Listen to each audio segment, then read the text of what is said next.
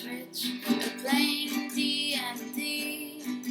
I'm a badass asexual polyhedral disorder. You may call me obsessive, but I just border on being a collector and being a dragon that sits atop my treasure.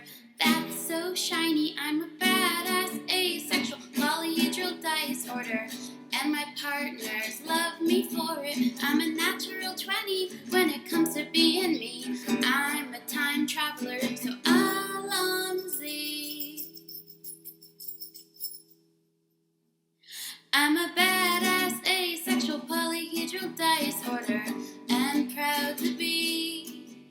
I'm a flying ace and fly through outer space. Hello, sweetie. I'm a badass asexual polyhedral disorder, and proud to be.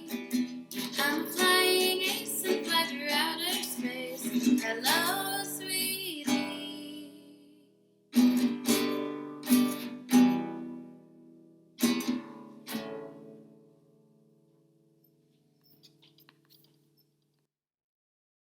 I'm a badass asexual polyhedral disorder, I'm proud to be. I'm a flying ace and fly through outer space. Hello, sweetie. I'm a badass asexual polyhedral disorder, I'm proud to be. In whatever sitch, like singing on Twitch or playing D&D. I'm a badass asexual polyhedral disorder. You may call me obsessive, but I just border on being a collector and being a dragon that sits atop my treasure. That's so shiny. I'm a badass asexual polyhedral disorder, and my partners love me for it. I'm a natural 20 when it comes to being me. I'm a time traveler, so Alonzi. I'm a badass asexual polyhedral disorder, and proud to be. I'm a flying ace and fly through outer space. Hello, sweetie. I'm a badass asexual polyhedral disorder, and proud to be. I'm a flying ace and fly through outer space. Hello, sweetie.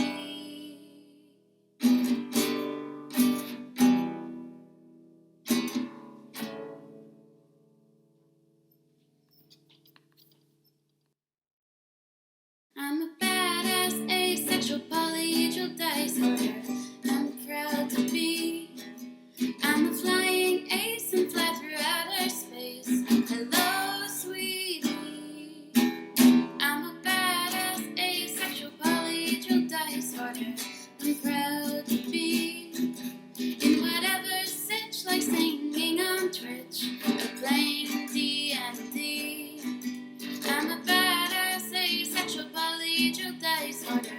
You may call me obsessive, but I just border on being a collector and being a dragon that sits atop my treasure. That's so shiny. I'm a badass asexual polyhedral disorder, and my partners love me for it. I'm a natural 20 when it comes to being me. I'm a time traveler, so Alonzi. I'm a badass asexual polyhedral disorder, and proud to be. I'm a flying ace and fly through outer space. Hello, sweetie. I'm a badass asexual polyhedral disorder, and proud to be.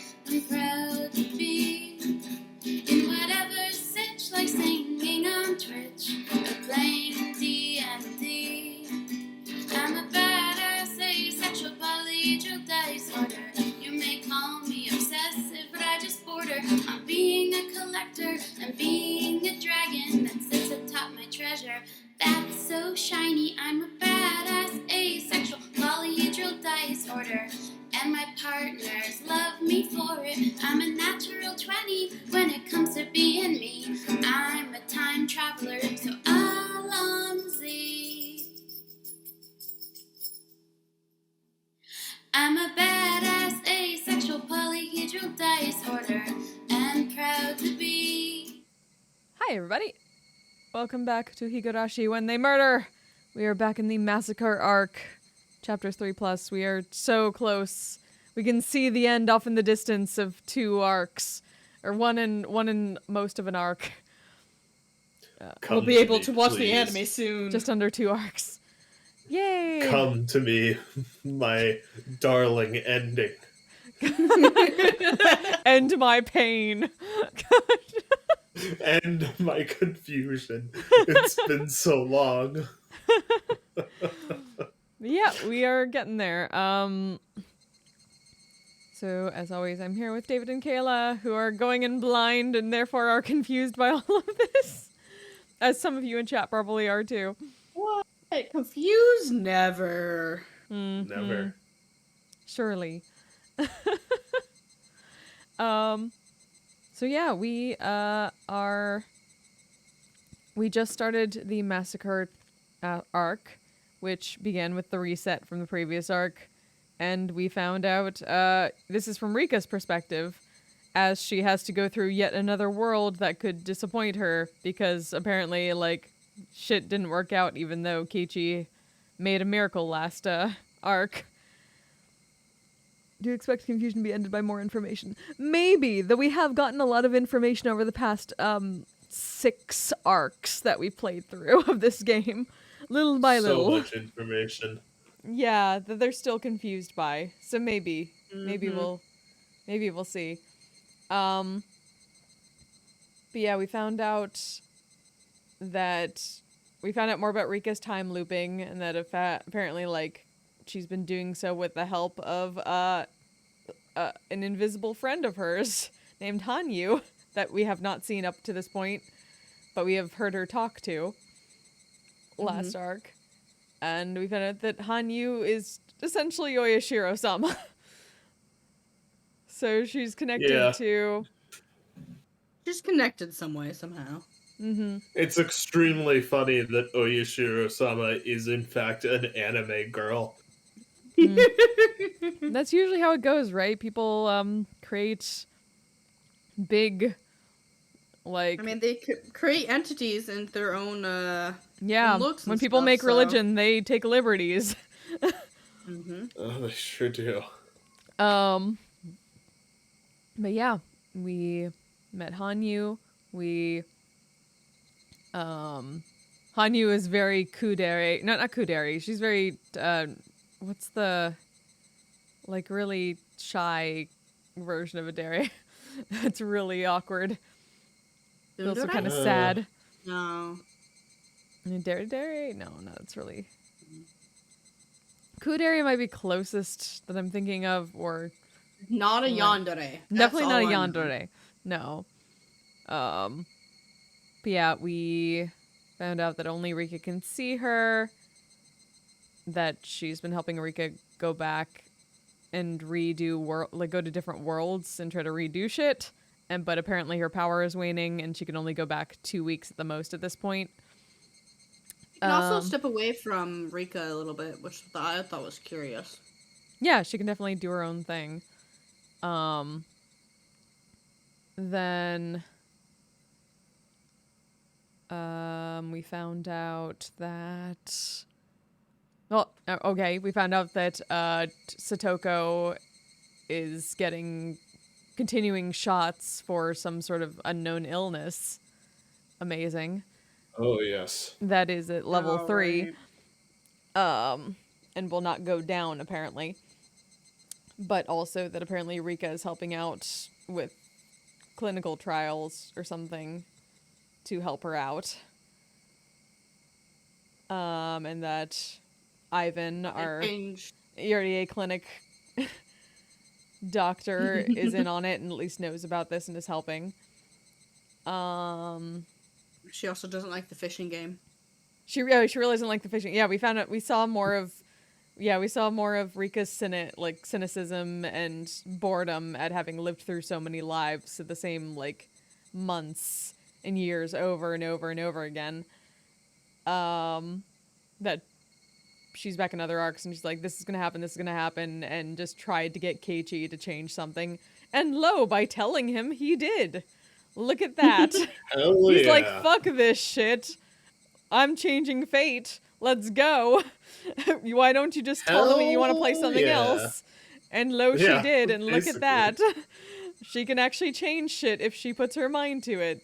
So, we got to see some of that. And also, we saw Keiichi perform another miracle without any prompting, stopping the whole arc where Shion goes fucking murder rampage. Right. Or at least removed the thing that started that progression down. The trigger. Yeah, the trigger for it all. By giving me on a dolly. I was so convinced we were going to get a bad end for that. Mm-hmm.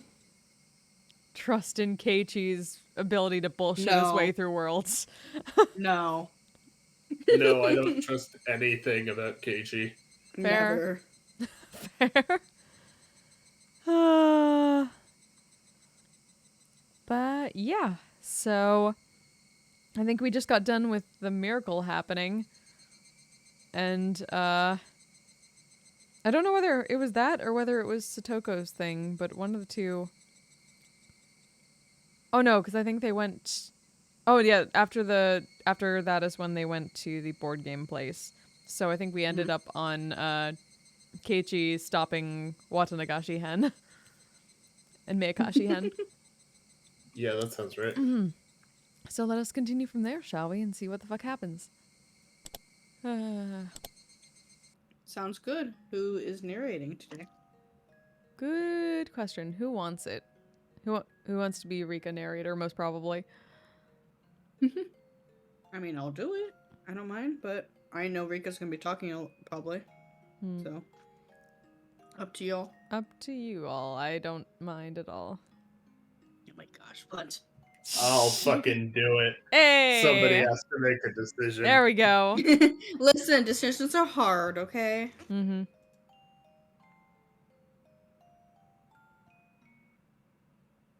Alrighty, let's fucking go. Montage. Happy music. Montage. Happy music. The school bell rings. Of course, we don't know who the fuck is talking at the beginning. This feels like Nah. Keiichi. Maybe, yeah. Nani? I know I've heard some people mention it before, but they were serious about that? This world always has a lot of nice suggestions, but they're mostly out of politeness, right? They're just something you laugh off and reply with, that would be nice. But those ideas generally end as jokes, so it's crazy when they turn real. Yeah, I'm serious. Uncle Yoshiro was giving you a ton of praise, too. He said it was amazing how well that Papa Pirate game went in the toy store yesterday. I had no idea. No idea you could play a game like that. I should mention that some of the kids around my table wanted to play with you, too. Keiichi is a genius when it comes to playing games. Oh, it is Keiichi. Oh. You know, I wasn't just playing around. I was giving it my all because I had no choice but to win. I guess we made it look like a lot of fun for the audience, though. You definitely have a blast no matter what club activity you're doing, Keiichi. Hello, Shion. Yeah, the coach was saying that the Hinamizawa Fighters would be so happy if you joined the team. And that's very true. Dr. Ivan had nothing but great things to say about you at the meeting last night, Mabaru-kun. Sorry, back up here a second. Shion's here? And being There was friendly? a world where she was just another student. Yeah. Yeah, I guess. I just expected more leading in than just dropping Shion in there dry. Nah, just drop. Just Dry let's drop go. Shion. That's Complete. Look, You have the ability Lube to is bring people normally joy. courteous, but Nah. okay. And far more than you think you do. You think so? This old man didn't mention your name just because you're his friend. He did it because he's confident you can do the job. What job? I was there at the meeting too, and no one was against the idea. My Barcoon, you honestly do have a good reputation around the village. Oh no. I've heard good things about you in Okonomiya, too. What you did in the match between the Hinamizawa fighters and the Okonomiya Titans was legendary. Okay, so the baseball game happened. Mm-hmm. It really was incredible. The reporters were there to see Kamida-san, but they were more impressed by you.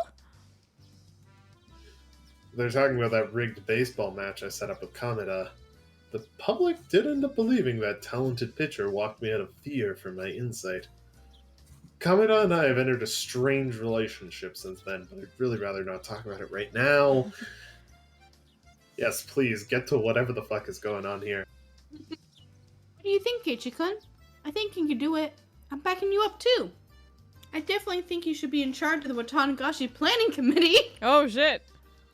Oh! Oh. Huh. Oh no. Huh. Watanagashi is an annual village festival held in June. It's supposed to be the biggest event in the village, and most of the people living here gather together for it. Yeah, that sounds right. Since this is a major event, they always organize a committee to plan out the festival a few months in advance. Yeah, what? The festival is only 2 weeks away, and I just moved to this village, but now they want me to join that committee?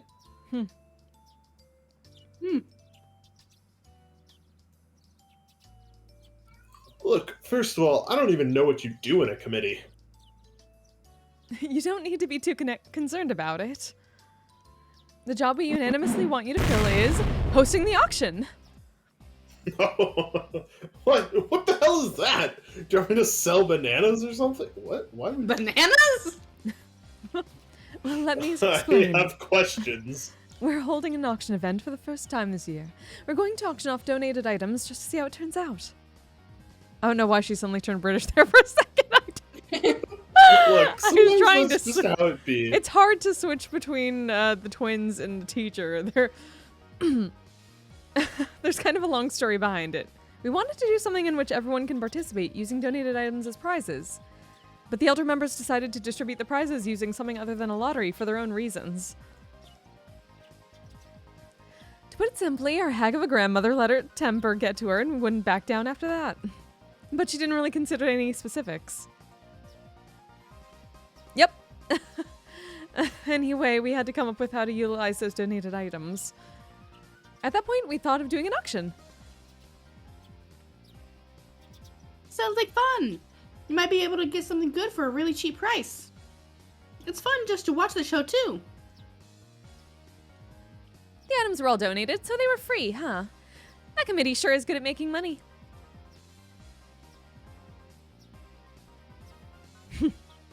The profit will be going to the beer fund. The beer fund for the village committee winter getaway trip. It's not fair. That's super not fair. What the fuck? You're not ready for beer yet, Furude-san. Furude-san. Ah, fuck. I think I understand what's going on now.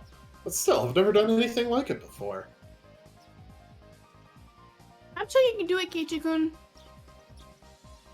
I bet you do really well if they told you that you get to keep 10% of the profits. Well, yeah. If I can gain something for producing results, then I'll do my best at it. On the other hand, you might be facing a dreadful penalty gain if you don't produce anything. Wait a minute, Stucco. Why would I agree to a risky deal like that? Don't forget, they're the ones asking for my help. I'm a very busy guy, you know. Try asking my agent first. I have lots of things that I do. Like hanging out with my girlfriend who goes to a different school. Alright, Kei-chan. If you want some kind of compensation, we can talk about it. I really want you to be a part of this. We can make a deal. That sounds interesting. I wonder what I should ask for.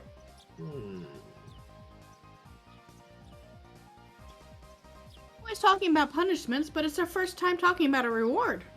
That's true. We're always fighting for something, huh?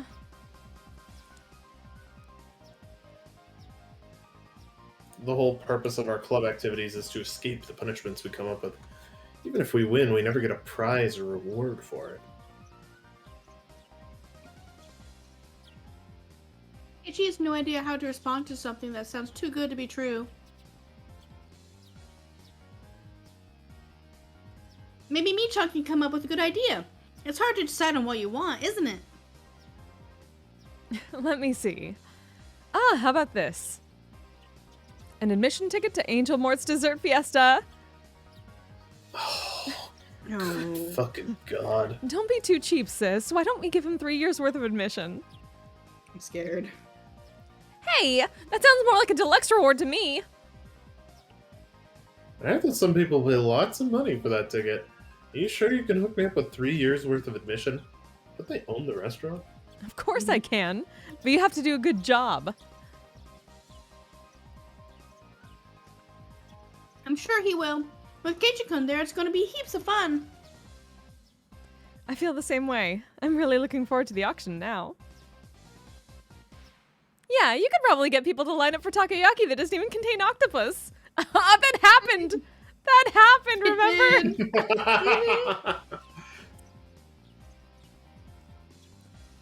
Hey, takoyaki without octopus? That's impossible. Oh, I bet It's Rika not. is like, they're remembering. No, I'm pretty sure you could do it. Yeah, he'd probably say it was healthier kind of takoyaki. Are you making fun of me or what? So what do you think, Maibara-kun? I think you'll do a wonderful job. Chie-sensei was also on the committee. She must have backed up Mion's suggestion when she brought my name up at their last meeting. I'd also love to see what kind of magic you could do. Bye. A good auction always depends on how good a speaker the host is. I mean, Keiichi's one, like, actual talent is speaking. Yeah. So like this it's should going- be fun. Sounds like it's going to be Keiichi Maibara's big show. It'll be so much fun just to watch. I haven't accepted the offer yet. Wait, wait, Keiichi-kun. You can do it. You're saying that because you don't have to. Oh, that's true. Principal suddenly opened his mouth. Maibara-kun, in my opinion, you will do a fine job. As a man, isn't it your responsibility to meet people's expectations? Fuck the patriarchy. If I had to, I'm sure I could do it. Mion has made me do so many different things for the club, and I've learned a lot from that. Besides, this would be the first time I could get a reward without having to worry about punishment. Should be fun too. This was the first time so many people were counting on me like this. To be honest, it made me feel pretty happy. Still, I was worried about getting dragged into something that required a lot of work. I couldn't erase that thought from my mind. But I was in Hinami's Awa. The people in this village would never do anything to betray me. They genuinely believed that it would do a lot to liven up the festival if I became the host of their auction. I've only been here for a short period of time, but I know that the people here are honest and kind. Fine. As a man, I'm going to do it. I'll take care of it. Wait and see. I'll make it the greatest auction in the world! Don't forget to get me that Angel Mort pass. I'll make sure to do a good enough job that I'll deserve 10 years worth of tickets. Good for you, Kei-chan. Everyone gave me a round of applause. How many times had this happened in my life? Not once. This was the first time I'd ever been applauded. What's going on with the screen? Just the ridiculousness of anime posing. That's what it is. Hey, yeah, guys, how you doing? In behind the camera, I'm anime posing in my chair as I say these things. Yeah, and the screen just follows suit.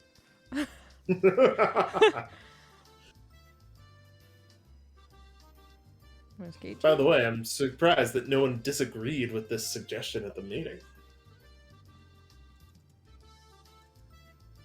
A lot of old guys in the village committee. I'm a young guy who just moved here. I've known for a while that Mion has a lot of influence locally, but I couldn't believe that everyone in the committee would accept it just like that. Most of them are that kind of hard-headed old people. But the new generation is gradually taking over, you know? We won the dam conflict, and now we're aiming to build a new era and grow more and more prosperous. That's why we value the involvement of young people, and people from outside the village, too. You're young and you're from the city. You also have good reputation, so you're the perfect guy for this. Almost at the end, right? We have just under 2 more arcs. So 2 more games, technically. We just started chapter 3 of this one, so we have to get through it, and then the last one is the next one. And then we are done.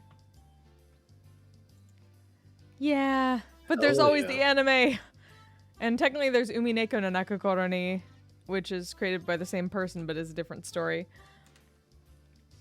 Wait, what was that for? Umineko no Nakokoro. It's the second No. game. It's different as far as I don't know as much about it. No.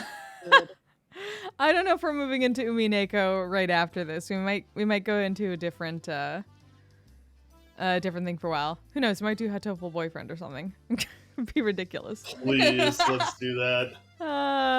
Let's go. We have options. We have options. We'll go back and do it eventually.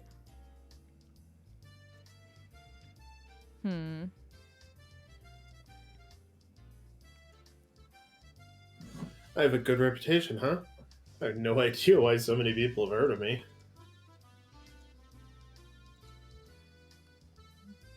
Great to have Sunday night, not RP. Yeah, that's true. I do enjoy just voicing once in a while. It's nice. Though I know I'll probably be at the onsen tonight. We'll see how things go. I don't Excuse stream you, it, I am though. definitely role-playing right now. Thank you very much. Yeah, I guess. Well, voice acting, I guess, is a type of role playing. So I had to, sorry. that's fine.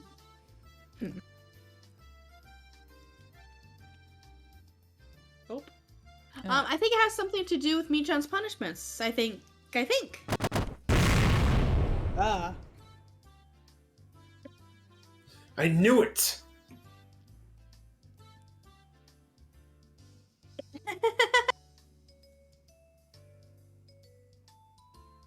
All right, then. I'll call your parents about it tonight, so please let them know when you get back home today, okay? I'm sure my parents will have no problems with it. They won't have any objections to raise, at least. They might ask me why my name was brought up, though.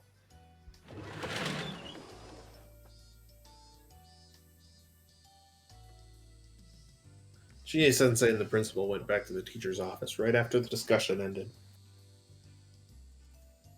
We were in the middle of lunch break at the moment. Chie-sensei and the principal had come along together, and Mion scared me by saying they all had something to talk to me about. My stomach wasn't digesting my lunch particularly well. My Bar-san, I heard everything. Good for you. It's a big honor being chosen by the village committee. Oh. Oh, it's those two. Okay, that's fair. They're young. Hey there, Tomita and Okamura. I'd love to give that honor to you. No, thank you. I wouldn't be able to handle it. I realized the whole class was talking about me. They were saying how fun Watanagashi was going to be and how high their expectations were for it. I might have taken on a huge responsibility.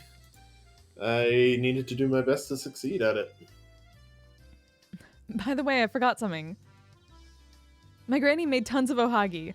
She told me to give them to my classmates. Mion clapped her hands as she remembered and took a box out of her bag. She opened the lid, letting us see a bunch of ohagi neatly packed inside. And none of them have needles in them. Yay! Wow, there really are a lot. I think there might be enough for everyone in the class to have one. Oh, they look so yummy and cute. For some reason, my granny is very good at making ohagi. That's because Sohei used to love them. Yeah. I heard my gramps used to like ohagi. He ate tons of them. For your grandma, ohagi is something that makes her remember your late grandpa, huh? You think so? I thought Grams liked canned food. You don't like canned food, do you, Shion? What? Is that true? Why so? Well, it's because of the smell. I just don't like the smell of the metal. Oh, is that so? After always forcing me to eat my squash, it turns out that you have something you can't eat? To tell you the truth, she hates canned food because... Come on, sis! Don't you dare tell anyone!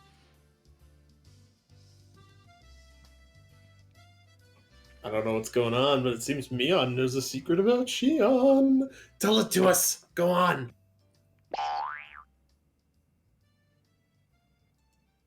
The reason why Shion doesn't like canned food must have been something pretty funny. Two sisters battled for a while.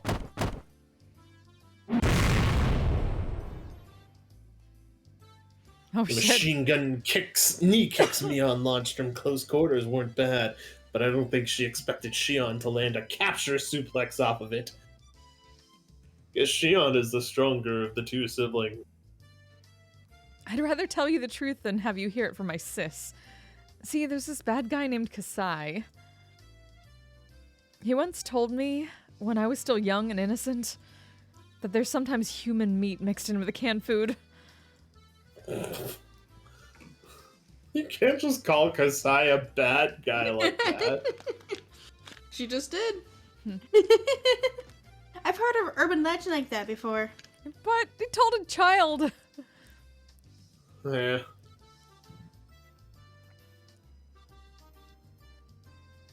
Me too. I once heard there's dog meat mixed into beef bowls and worms inside burgers. Are you quite serious? I can never eat beef bowls or burgers again after hearing something like that. You see, Satoko, it was a very traumatic thing for me. You have my sympathy, but I still have yet to forget about how you made me eat a full-course squash meal. You need to let go of that one. That meal was delicious. Because we're talking about this, I'm starting to get worried there might be something mixed into this ohagi, too. Oh? Well, at least with the ohagi that I brought, you can't really be sure that there's nothing else inside. Like a needle. Like fucking hot sauce, come on.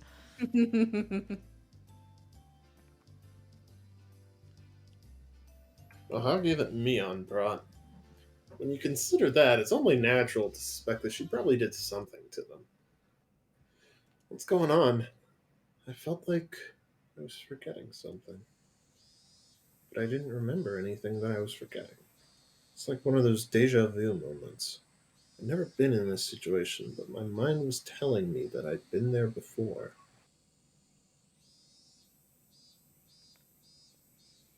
What's wrong, Keiichi? Nothing. I just feel like Mion has given me ohagi before.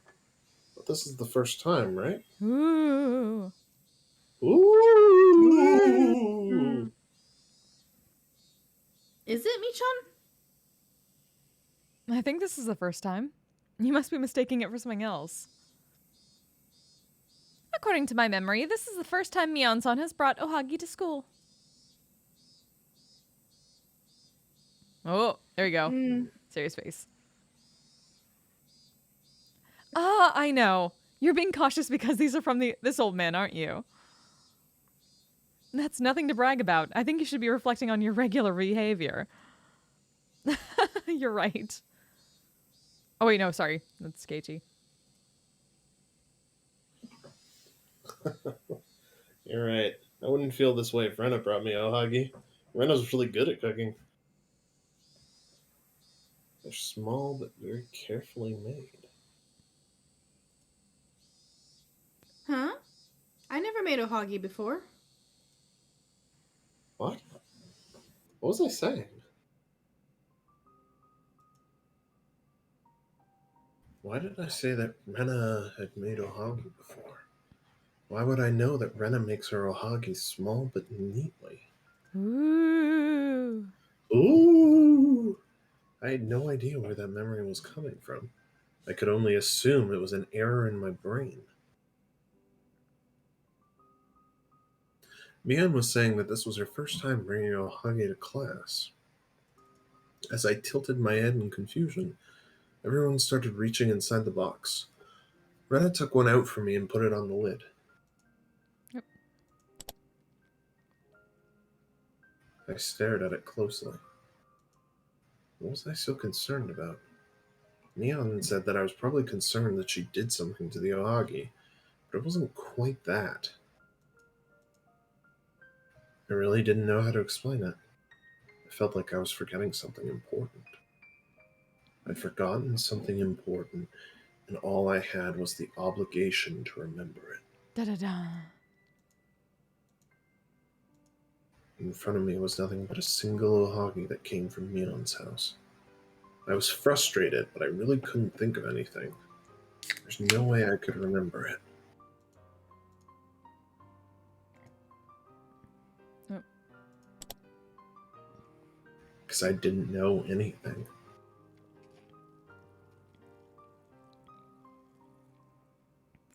Keiichi, you've been staring at your ohage for a long time. What's the matter? Oh, it's just I'm experiencing deja vu. Don't you get it sometimes? It's your first time seeing something, but you feel like you've seen it before. So, you feel like Mion has given you a hage in the past? I'm sure it's just my imagination. Mion just told me she'd never brought a Huggy to school before. Keiichi, you can't have memories of what didn't happen. If you remember something, I'm sure it really happened before. Rika told me something strange. I didn't usually take her random comments seriously, but ever since I saw her making those predictions in the toy store, I've been curious about her special powers. I felt like she was telling me something deep.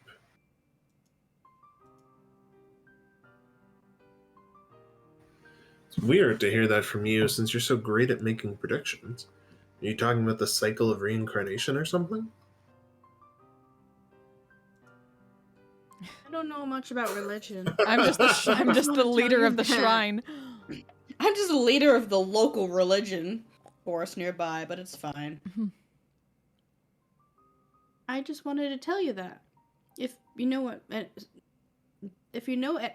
Wow. If you know about something that's happened to you, I want you to try and remember what happened. I don't want you to treat it like you're just mistaken. Do you understand what I'm trying to say? I guess. I was a little surprised by how serious she sounded. I always thought Rika was just an innocent girl who fooled around all the time, saying things like meep and meepa. But all of a sudden, she seemed like a totally different girl. Was I supposed to take it as a joke? The serious look on her face told me it wasn't the time for jokes, though. If that's what you're telling me, then I guess I got Ohagi from Mion in a previous life. I won't make fun of you, so please tell me everything. Why did me give you that ohage? The more I think about it, the more I think it's just my imagination. Maybe it was just a dream. I don't care if it was a dream. You must remember something. Please tell me.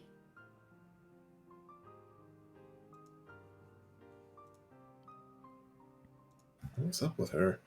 She seems so curious about it. I didn't think this story was that interesting. Her asking so much started making me feel uncomfortable.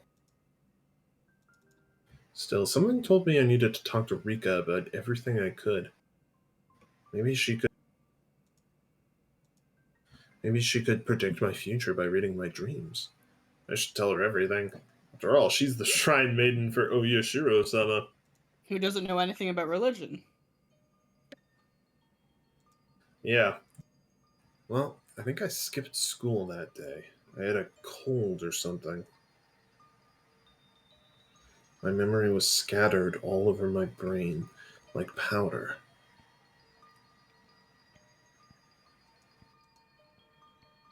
I could see myself standing in front of the door. Mion was there, and someone else was standing there too. I think it was Rena. Mion brought me ohagi so I would get better. I think she told me that her grandma made it, just like today. And then?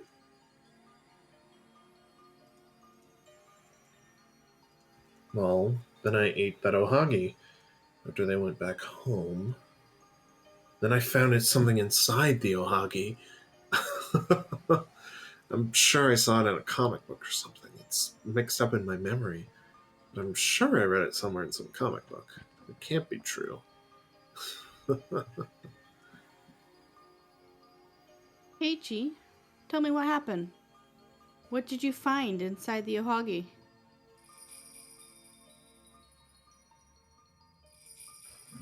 Well, I read this scary comic book when I was little. There was a sewing needle inside of somebody's burger.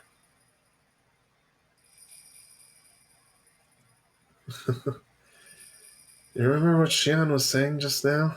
It can be traumatic to hear a story like that when you're young. Hmm? Oh, now we found out why. I didn't remember much about that comic. I think it was about this girl who had an accident and held a grudge about the person who caused the injury on her face. I'm wondering if that's based on an actual thing. I don't know. We'll look it up later. I have no idea.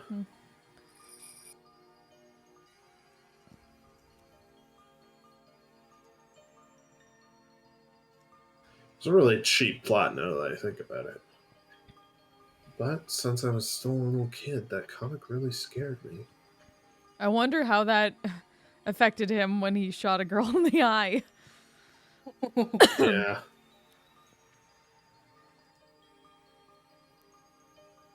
In one chapter, the girl casts a curse on the guy's food. He eats a burger with sewing needles inside it, and he goes all, Gah! Something like that. It still freaked me out. The image was so grotesque and shocking to me.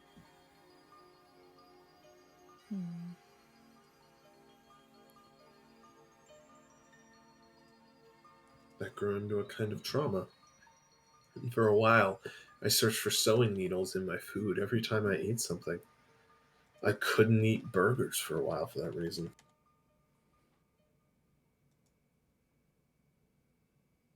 My parents got concerned and my hunger overcame the trauma. Eventually, that experience disappeared into the flow of time.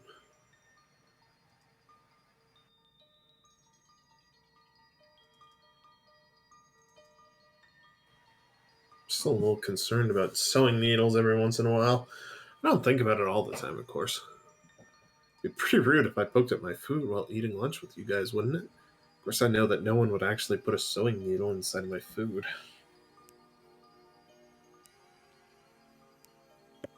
But you're still scared? Well, maybe I am a little somewhere inside my heart. So, you saw a sewing needle inside the ohagi that me gave you?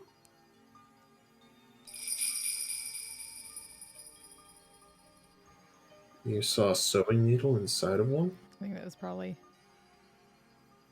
Oh, that was Rika. Hmm. Yeah, I did.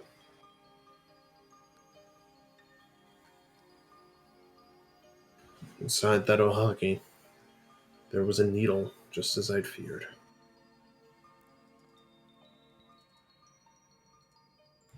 Mion and Rena. Why was I telling her about something that was just my imagination? Mion and Rena came to see me when I took a day off from school while I was sick. That never happened, so obviously my brain was just making it up. But I spoke to Rika because she said she wouldn't make fun of me.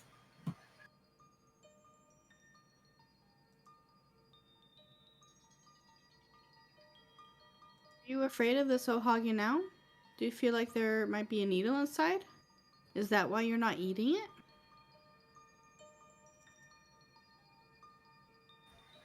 I realized that Mion and Rena were also looking at me.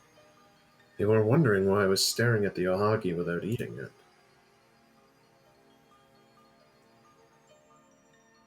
Oh, you don't like ohagi, Kei-chan? If you don't have to eat it.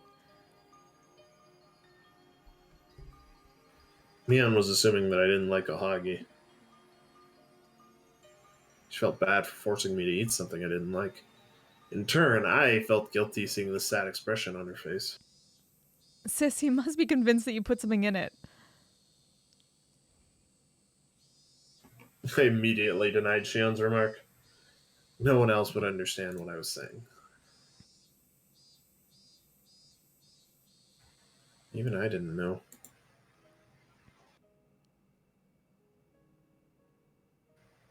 No, I know for sure that there's no sewing needle inside this ohagi.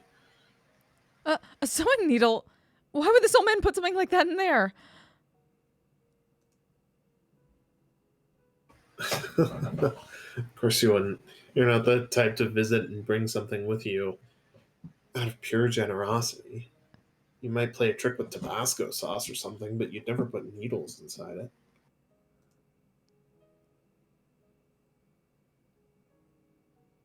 I know you'd never do such a thing.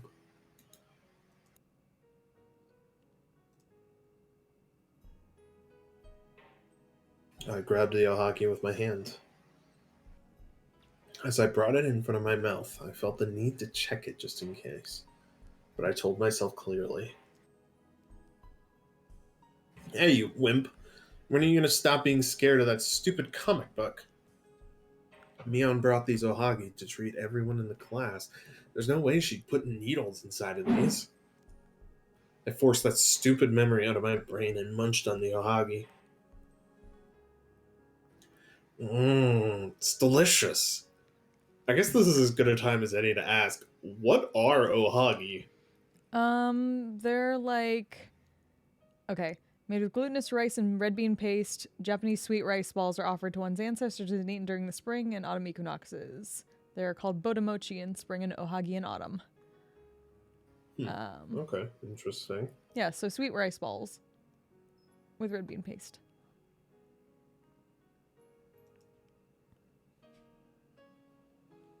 Of course it is. There wasn't a needle inside, was there?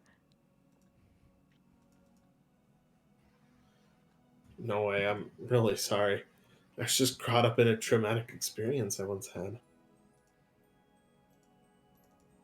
My heart had stopped pounding and I felt relieved.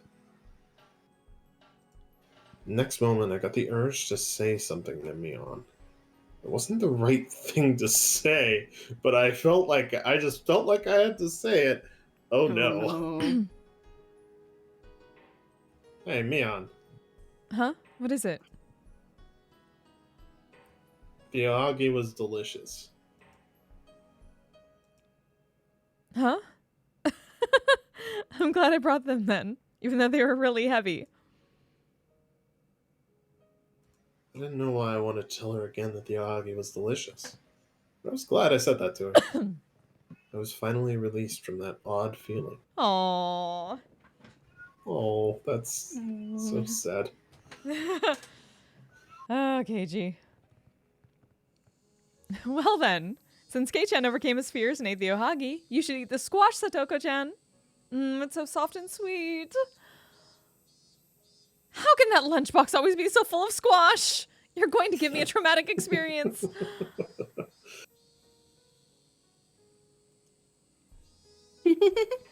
Shi-chan is trying so hard to stop Satoko-chan from hating squash. She's so passionate about it. Maybe she sees her as her future little sister. By the time I finished eating my ohagi, we'd returned to our usual fun lunchtime. Heichi, what if... What if what? What if you really do see a needle inside your food? What would you do? That's not gonna happen. Don't you threaten me, Rika.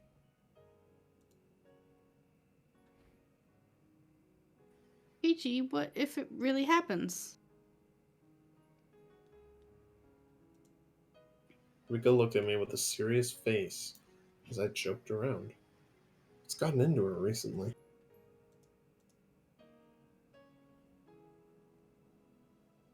Stop it. It's not going to happen, and I don't believe it will. That's why I made that firm statement.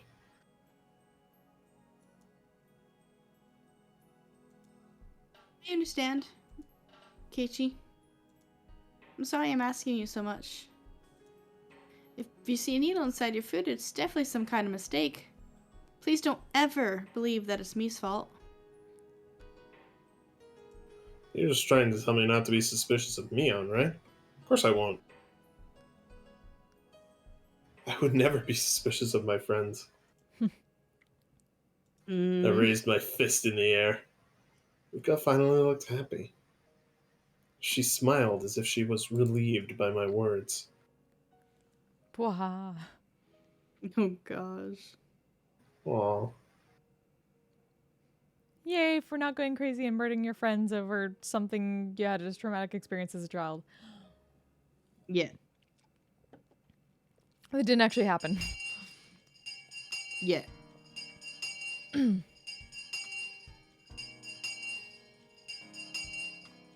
it didn't happen. Indeed it did not.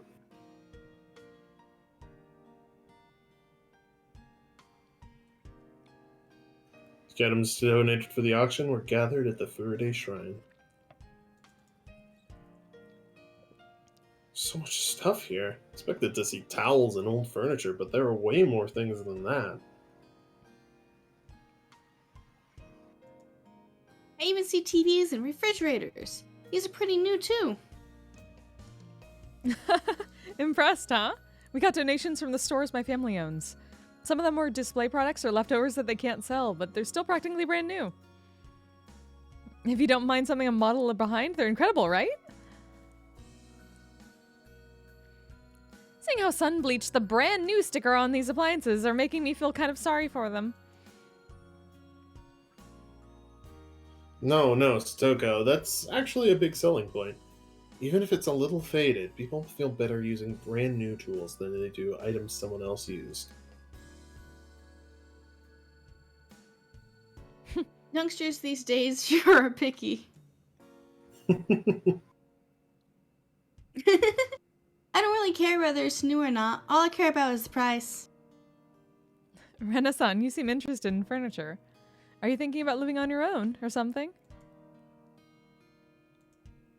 Oh no, my dad and I were just talking about redecorating the house. Brand new furniture are expensive, so I've been checking out these recycled ones. You're changing the furniture? That's quite a big deal. Yep, my dad finally found a job recently. So we kind of want to make a fresh start out of it. Your father found a new job?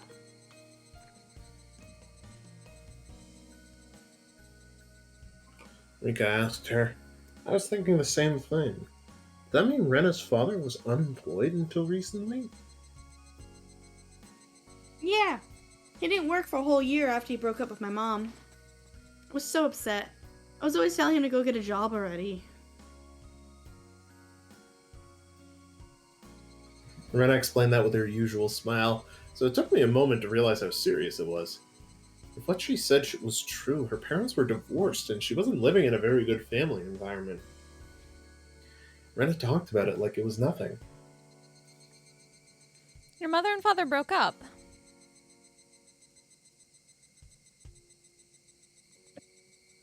Yep, they got divorced in Ibaraki. That's why my dad and I came back to Hinamizawa. My dad couldn't get over the divorce for a long time, though. He was always just sleeping or daydreaming. Divorces and breakups always wound deeper the more they love their partner. It's not really a bad thing that your father was so hurt so much. That's a romantic way to put it. Anyway, I eventually found out that he was spending a lot of money at the bar. I was shocked when I looked at our bank account. Rena's mom is a famous designer. The family used to make lots of money. So her father got lots of settlement money upon the divorce. And that's why he was able to pay for their living expenses for a while. Perhaps that was why it took him so long to get back on track. It's true. If he had no money, he would have had no choice but to work. He would have had no time to be depressed if he kept himself busy. It's tough leaving an ordinary pattern of life. It can really mess up people's cycles. I understand because I was that way for a while after I left the academy. Staying at home like a hermit is the worst thing you can do. You're exactly right, Rika-chan. That's why I had a talk with him. We talked about his responsibilities as the head of the household and as a parent. You always look like you're fooling around, but you're actually the most reliable person in this group. I'm impressed you even spoke to your father like that. Wasn't a big deal. I was shocked at first. I found out that my dad was spending his money on some lady. As his daughter, it really hurt to find that out. And then, what did you do? I murdered them. Well, it was no good to think about it on my own. I just kept thinking in a negative way. So I spoke to Michan about it. All I did was listen to her. Rena was the one who faced her problems and came to the conclusion of talking with her dad about them. I didn't give her any advice.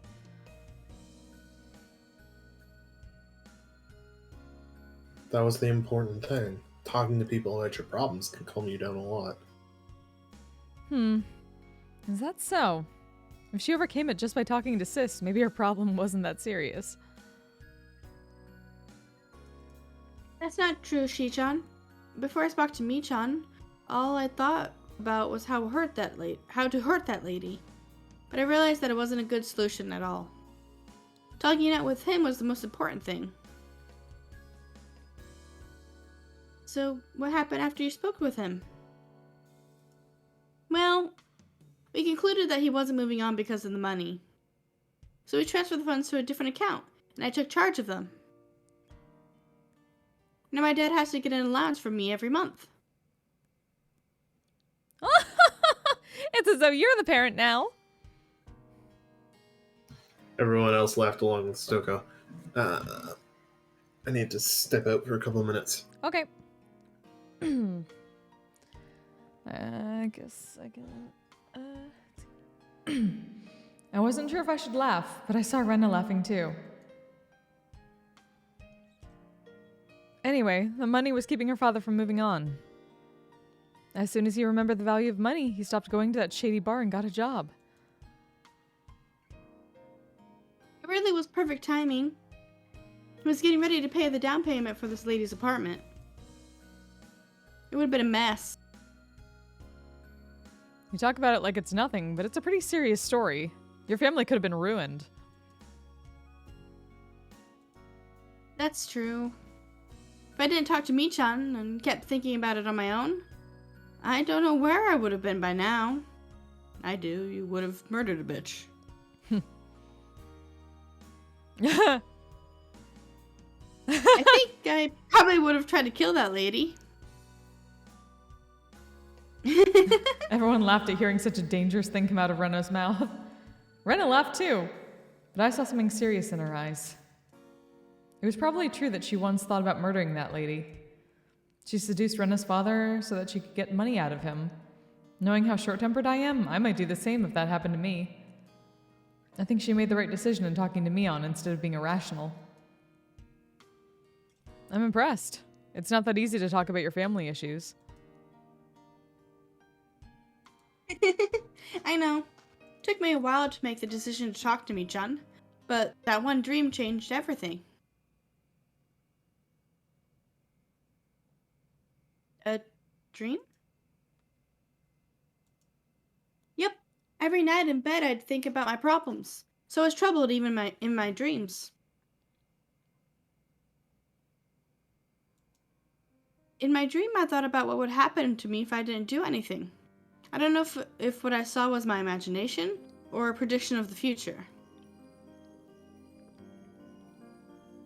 In my dream, I saw the lady living with us in our home. My dad and I don't smoke, but there was an ashtray in the living room. The futon in our guest room was now hers. In the bathroom, there was a toothbrush and shampoo I never choose to buy. It was an unusual sight. That must have been a very difficult and disgusting situation. Oh. Stoko never told me, but I'd heard she also lost her parents.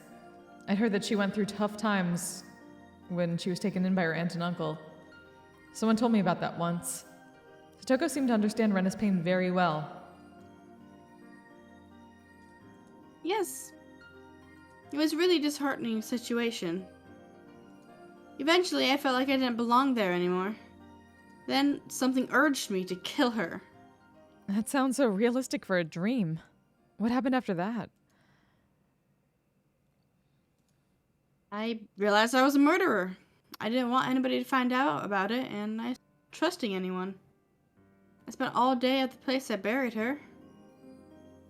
I was afraid if I left that place, someone would find out that I killed her. That's a nightmare. I'm glad it was just a dream for you. I don't know. I wonder if that was really a dream. I think I saw my future. That would have happened if I didn't do something about the situation. I woke up the next morning shaking in fear. I even felt like I smelled her perfume at home. I wonder when that dream was going to come true. I was so afraid. And that pushed me to talk to Michan. I remember Renna coming up to me and telling me that she had a secret to tell me. I honestly thought she'd gotten a positive on a pregnancy test for a moment. I can talk about it like this now, but it was very serious then. Michan is a very dependable person. She listened to me and guided me through a solution. Eventually, we decided that I needed to talk to him face to face. Perhaps it wasn't just a dream. You're right. I think it was more than that. Without that dream. Oh, is that Keiichi? Without that dream, it's Um. possible you would have you never would have spoken to me. I'm sorry, I just got back. Alright. That would have changed your life dramatically. So yeah, basically, yeah, she had similar dream about what happened last arc. Huh. And decided to talk to Mion instead of following that And her path. dad. Fair enough. Mion had her talk to her dad. Dream, huh? Huh? You've had dreams too, Shion? Shiana said something in a small voice. Only Mion picked up on what it was. I don't know what she said. Based on Mion's reaction, she must have said something serious. By the way, Shion usually went to school in Okonomiya. However, she'd been coming to the school in Hinamizawa lately. Didn't know why she chose to come that far, but she seemed to be having fun taking care of Satoko. I had no idea what brought Shion and Satoko together. Wait, weren't they on bad terms once? This seems to be kind of a good arc in terms of, like, resolutions of how things can go. Yeah, avoiding all You of the feel me? triggers. Yeah. They're avoiding Rule X. Mhm. Is it true? Are they always that close or not?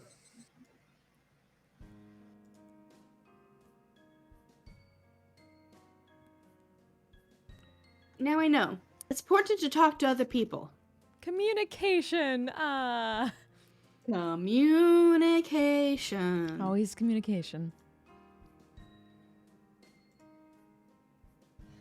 We'll have fun in a normal way. We'll laugh together in a normal way. And we'll fall in love in a normal way.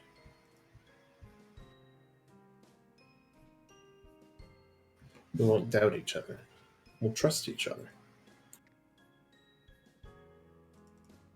Words have greater meaning than I thought. You can talk to them about anything. I finally came to realize that.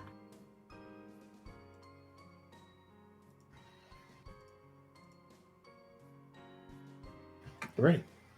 You resolved not only your family issue, but you also realized the importance of friendship. And you even did it without murdering anybody. Good job! Yay. Yeah, if anyone is troubled by something, I want to help. I really do. I want everyone to think that they can talk to me about their problems.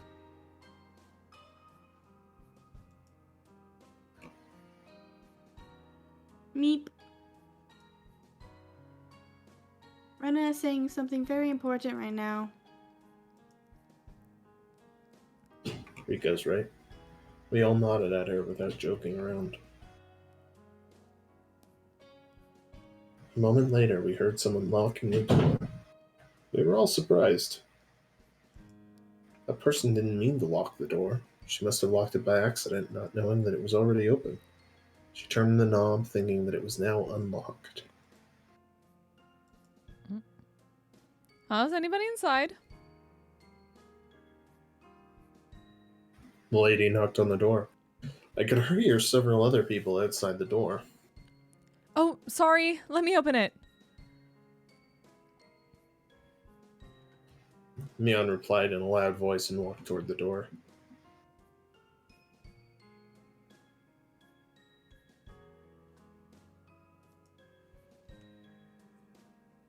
I could hear her greeting the ladies from the town council.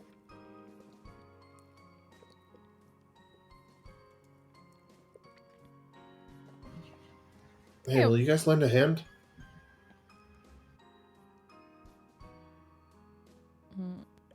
What is it?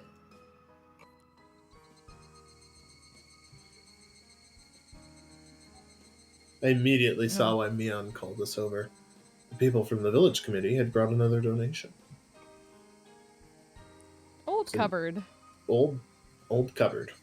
We all helped to carry it inside the room. Why do you say... As I walked through the door, I realized the Higurashi were starting to cry, taking over from the cicadas. I heard you're going to host the auction, my Barakun. Everyone thinks you're the best man for that job. We're all looking forward to seeing your showmanship. Oh, I'll do my best, but please don't expect too much from me.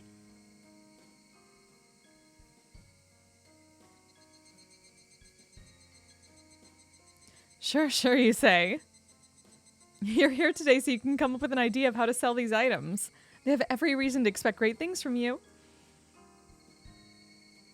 I'll make sure I'm at my best then.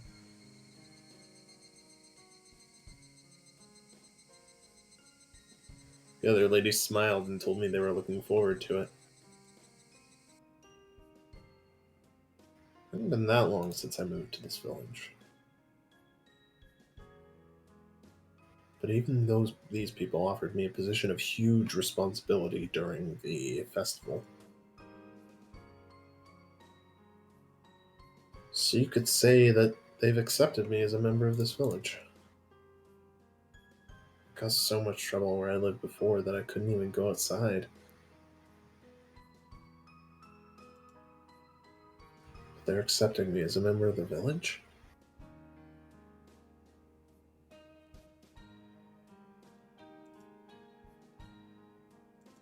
I was so happy. I felt bad that I still hadn't learned all their names, but I was going to do my best to entertain all the villagers who were supporting me. One of the old people. What are you gonna do now, Mian-chan? Are you staying here? No, we're going home now. Right, Kei-chan? Yep, I got a good idea of what we have here. I should be fine now. I'm not interested in Watanagashi, but I do still want to see his auction. Maybe I'll come to the festival too. You absolutely must be there, Shion-san. It'll be great fun if we all hang out together. I disagree. She lives in Okonomiya, so she should go to the festival there. I think Shi-chan should come. I think Mi-chan will prove entertaining if she does. Since most of us want her to be here, it's decided that she is going to come. You hear that, sis? You'll be in my shadow on the day of the festival. Well, let's at least be nice to each other. Ugh! I hate you, Shion! I hate you, Shion! I hate you, Shion!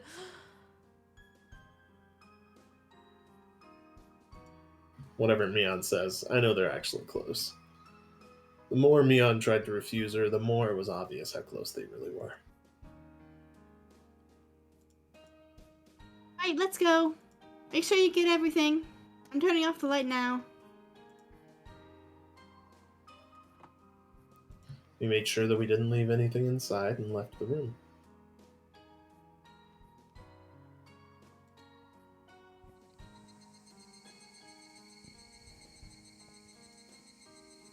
I looked around the shrine grounds while Mion locked the place. This big place will be filled with people on the day of Watanagashi.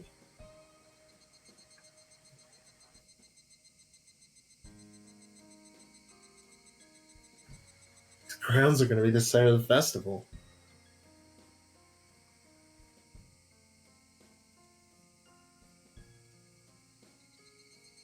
Man, I can't even imagine the crowd. I'm really looking forward to it.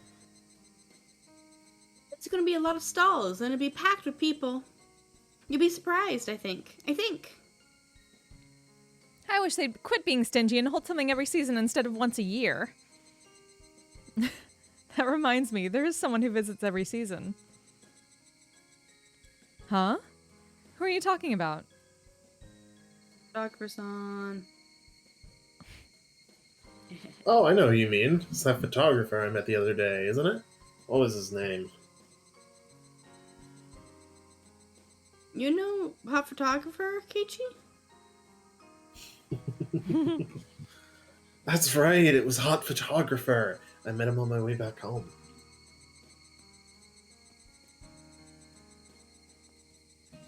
Ren and Mion told me about him.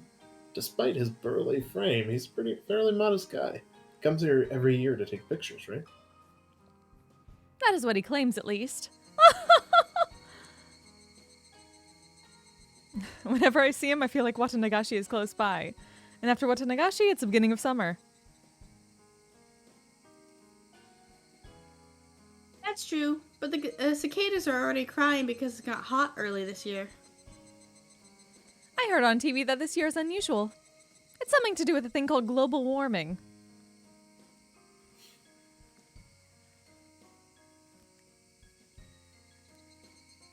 Oh, is this not Rena? Yeah. No, it's Keiji. I love a hot summer. It's not a proper summer if it's cool. Yeah, I agree. I like the different climates of the seasons. Cool summers and warm winters disappoint me. We've got to be as passionate as the hot summer, too. How many of us are going to be there at the festival? It's going to be a battle of the 6 evils. Once again, we'll have a great Watanagashi this year. I agree. I hope you have lots of fun.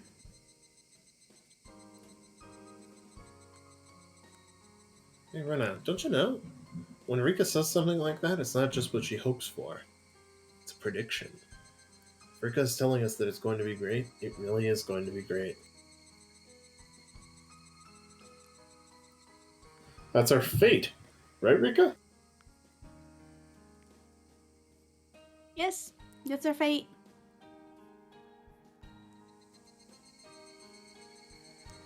Rika smiled with a nippa. Her smile assured me that the day of Watanagashi was going to be a great one for us. Action won't be starting right away, will it? Nah, it's going to be right before the ritual dance, so we'll have plenty of time to hang out together. Indeed. It's your first festival. You deserve to have fun. After Kei-chan's auction, we get to see Rika-chama's ritual dance. Sounds good to me. Means I don't get to see Keiichi the whole time. I have to stand by for the dance. You're gonna be in this show too, Rika? What's that dance all about? Are you going to do something traditional because you're the shrine maiden? It's a dance and ceremony for paying respect to the cotton inside the futon. The cotton You should root. inside the futon. Mm-hmm. Yes, the cotton inside of the futon. Mm-hmm. Mm-hmm. Mm-hmm. You should root for Rika-chan too, Keiichi-kun. You see? You see? When Rika-chan dances in her don't know why shrine they used maiden that. outfit, I thought someone just died for a second. gosh. Two. It's just so cute. I'm taking her home with me.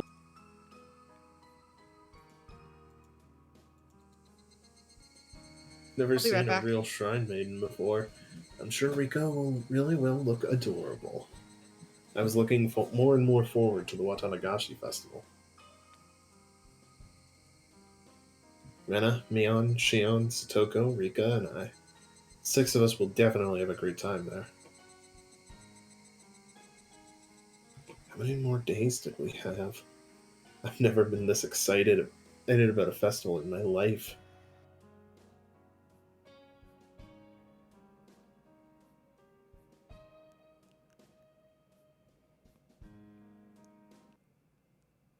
Montage. Got a montage.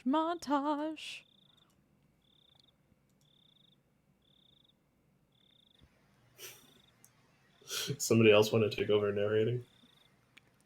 I can do that. Okay. Stoko's snoring sounded so subtle while I stood by the window.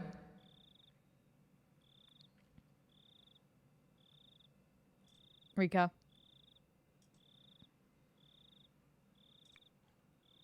This is Rika. I think Kill is gone. For Oh a sec. no! Oh no! Satoko. It's all you. Yep, there we go. I could tell that she was sound asleep. She snores so cutely. Hanyu laughs and tries to poke Satoko's nose. I looked up at the sky. Nothing was different about the moon, but the moonlight seemed warmer than usual to me. Rika, you seem to be in a good mood. Yes, I think I am. I realized it only after Hanyu pointed it out. I really was in a very good mood. Otherwise, I wouldn't be enjoying the view of the sky on a humid night like this. I felt like bringing a toast to the moon. As I rooted around the back of the closet, Hanyu spoke to me, sounding noticeably upset. Rika, don't you ever even think about drinking? I deserve it. Just tonight. Hanyu doesn't like alcohol. If I drink, Hanyu will also taste it, so she always complains when I try to drink. That's why I usually drink only when Hanyu is far away from me. Of course she'll know right away when I do, but it's too late by then. No, you can't. You're too young to be drinking. It's my body. I'm going to make my own decisions. No, I hate alcohol. You can't drink. I don't want to fight with you tonight. I'll dilute it with orange juice so you can handle the taste. Is that a deal? That's not the point. I hate being drunk. So you can't drink. Hanyu jumped around and complained. She was making a lot of noise right where Satoko was sleeping. Stop that. You're going to wake her up. No, I'm not. Remember, you're the only one who can hear me. Bleh. Oh, just who do you think you are? I went to the refrigerator and took out a pack of orange juice and the spicy kimchi I typically use for her punishment. Oh. Let me ask you a question. Would you prefer if I ate the spicy kimchi to punish you, or drink a sweet orange juice cocktail while enjoying this beautiful moon instead? Hanyu clenched her lips while jumping up and down, ready to burst into tears. She should be disciplined for being that noisy, but she never has been since I'm the only one who can hear her. Besides, she's like air, so I can't even give her a spanking. Hanyu loves sweets, but she really hates spicy food. She's such a child. Rika, Oh, yes, you're a child. would you stop jumping around? Man? Satoko woke up suddenly and I had to hide my glass in a hurry. Satoko doesn't know about my drinking habit. What time do you think it is? She fell asleep again after speaking. See? She was bothered by you jumping around like that. You nighttime nuisance. Oh. Just like I'm the only one who can see her, I'm usually the only person who can hear the noise she makes. However, that's not the case all the time. Hanyu does exist in this world. Sometimes people can actually hear and feel her existence. It doesn't happen too often, and most people think that they just heard some random noise. Based on my experience, people who are in a critical condition like Satoko tend to hear her more often. When I say critical condition, I mean who've reached the L4 stage, as Irie or Ivan would describe it. At that stage, there's nothing that can be done anymore. They'll feel the existence and hear the noise of someone that they can't see. That would really mess with their mind. Is that what the footsteps are? Boom! Hanyu stopped jumping up and down and gave up as I started pouring alcohol into my glass. I wasn't drinking because I wanted to be mean to Hanyu. In fact, I always wished she would enjoy it too. I poured only a little bit of wine inside the glass and diluted it with plenty of orange juice. Ew, wine and orange juice? Ew. Oh, Please do Rika. water. I mean, I guess technically, okay, depends on the type of wine, because that's basically a mimosa. So, True. okay, If it's white wine. she's making if it's a mimosa. red wine. Yeah, as long as it's not a red wine, should be fine. In fact, this cocktail is pretty much just juice. I also put some crushed ice inside the glass. With that, it looked like a real cocktail they serve at the bar. See, Hanyu? It's very diluted. I looked to the edge of the glass to see how she'd react. I guess it's not that bad. Good. I'll be drinking this tonight. There's nothing to be afraid of anymore. Alright? Okay, I'm glad we're not the only ones who thought red wine, maybe. Yeah, we're like, that's just a mimosa, as long as she uses the right kind of wine. I think she's had enough experience to know. Oh my god. We would hope. Hanyu's been scared of that kimchi punishment for a while. As I put it back inside the refrigerator, she seemed relieved. I took the glass and headed back to the window. There was no breeze, but it seemed a little bit cooler. Hey, Hanyu. Do you feel that something is different this time? Are you talking about Keiichi and Rena? Shion too. Everyone remembers a little bit about their past. They seem to be using those memories to avoid their fatal mistakes. I don't think it would be that surprising if this was happening individually, but I find it very strange that's happening to everyone all at once.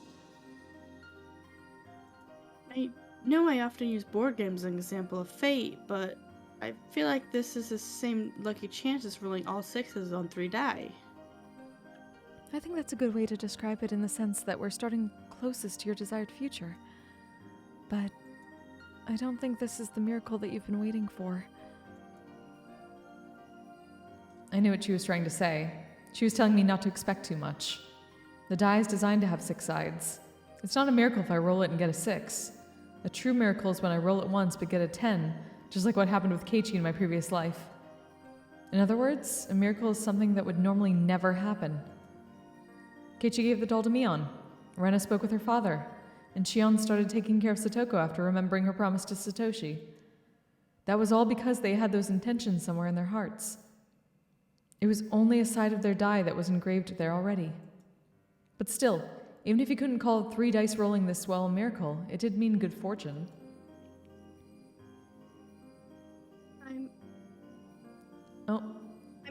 I'm sure it was God's way of celebrating you finally feeling motivated to change your fate. I thought you were one of the gods. You only treat me like a god when you're trying to tease me. I was just kidding. Don't get upset. Anyway, that's why I'm in such a good mood tonight. I lifted up the glass of orange wine and gave a toast to the moon. It tasted like nothing but sweet orange juice. It was funny to see Hanyu making a happy face as I took a sip. I wonder if I can escape the death of 1983 this time. Nope. If our goal is to It's not our gate yet. If our goal is to escape from this board, then I don't think we'll ever have such a fortunate start again. No matter how hard I tried to prevent things from happening, there were some things I could never control. It's such a huge letdown when that happens. Even after trying so hard, something renders my efforts infertile. I'd probably been wasting my time for so long because I was trying to escape from that pain. For the first time in my life, then, I've been blessed with a favorable situation. Everything seems perfect in this world. There's no reason for me to be depressed. It's like the weather is perfect and the wind is blowing in just the right way. If I failed to put my ship out to sea, there was nothing to pin the blame on.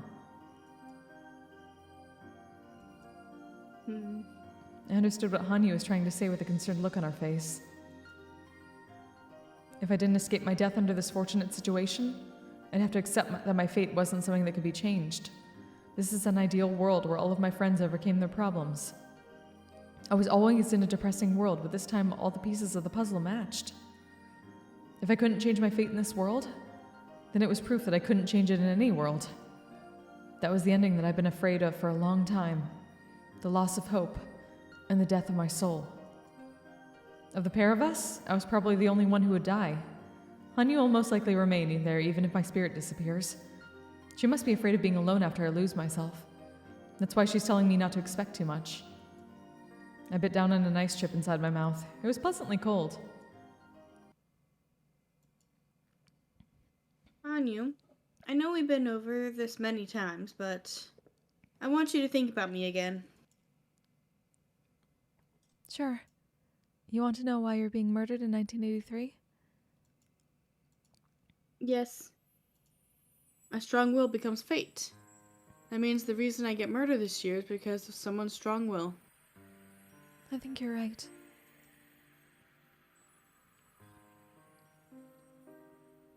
Who will benefit from killing Rika Furude?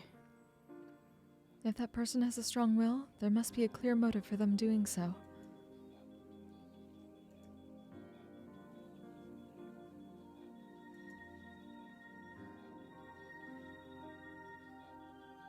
It might sound odd coming from me, but I think most people will like Rika Furude.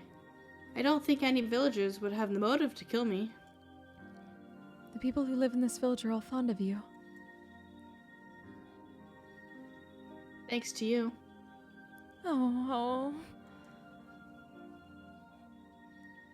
I'm just showing you my appreciation. Anyway, we now know the Sonosaki family is not the culprit. I have no idea who else would want to kill me. You know, this village is supposed to be the safest place in the world for you. You're right. It's supposed to be. There are plenty of people who would protect me here. It's ironic. For a long time, I've been refusing help from all those people who are trying to keep me safe. Rika, I think we should rely on Ivan.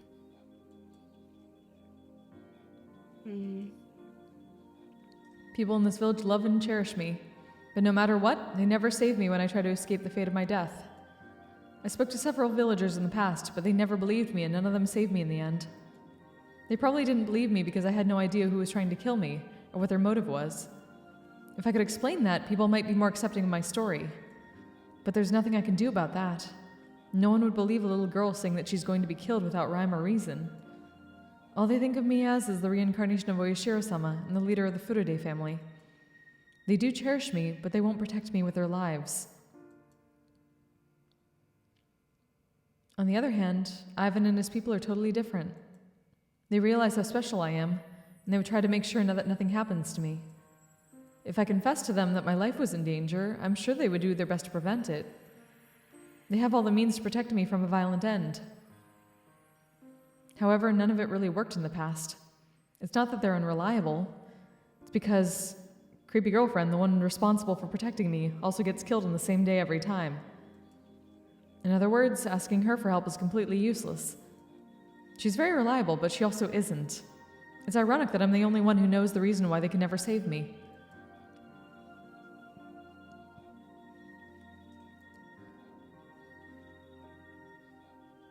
I wonder if that's the murderer's plan.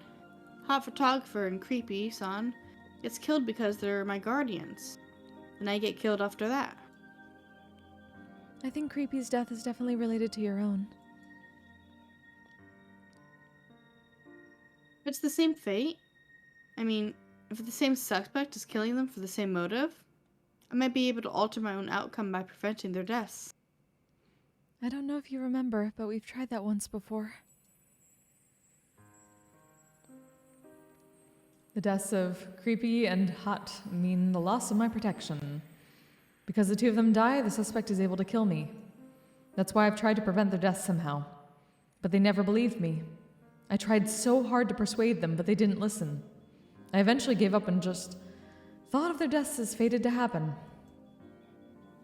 It's the same hopeless feeling I used to have towards my parents when I was able to go farther back in time.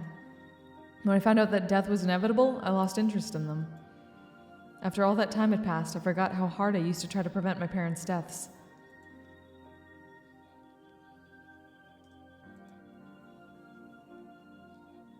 I think, yeah.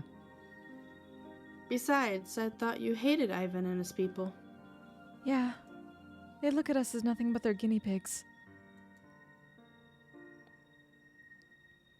I support them so I can help Satoko, but it disgusts me to think that they're only using me as a test subject.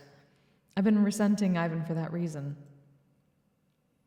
Still, I should try to get closer to him. After all, he's the only person who understands how important I am. He's the main person I should be talking to, and he has the most potential for protecting me. I can't avoid seeking help from him just because I don't like him. I've asked him for help several times before, but Hot and Creepy get murdered even so, and it ruins everything. After their deaths, Ivan panics and becomes useless. That's why I gave up on seeking help from him.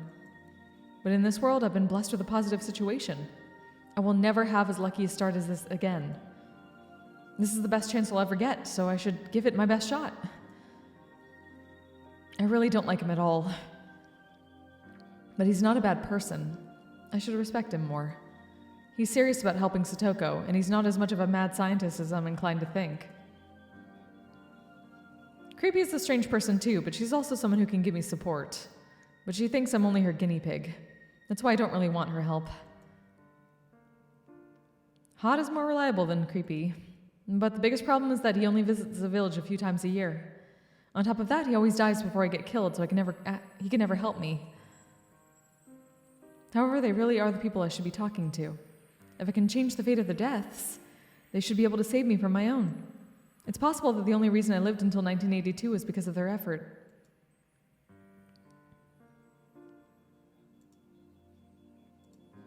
I'm going to approach them once more and do what I can to try and save them. Oh, don't worry. I expect they'll be murdered anyway, so I'm not getting my hopes up.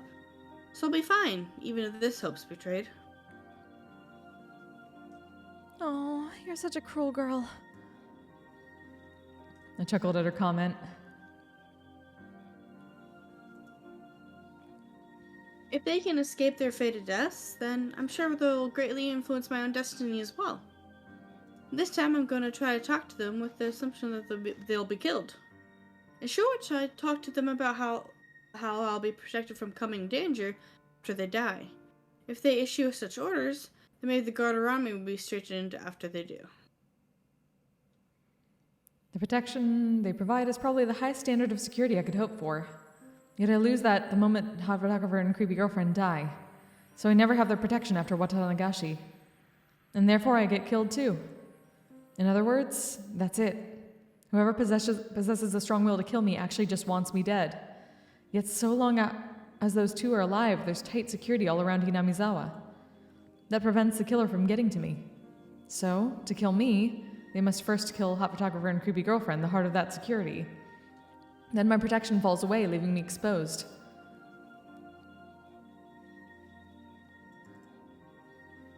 The more I reason it out, the more I realize that their fates are connected to mine. Thinking from that point of view, my destiny becomes inescapable the moment I abandon them to die. You should know what you have to do first, then. Yes. I have to think about saving their lives before thinking of mine. It's kind of ironic. I gave up on them because I was more determined to save my own life. But I finally came to the conclusion that I have to help them first before helping myself. But there's something I still don't understand. Someone with convictions as strong is trying to kill me for some equally strong motive. Yet no matter how often I debate it, I can't think of anyone who'd benefit from my death.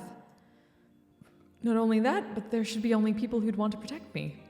Especially since they would do anything to protect me in the present environment. They even eliminated my mother. To be perfectly honest, I don't even care about her anymore. I never got along with her, and she's the one who took my father's death the wrong way, making a huge deal out of it like she did.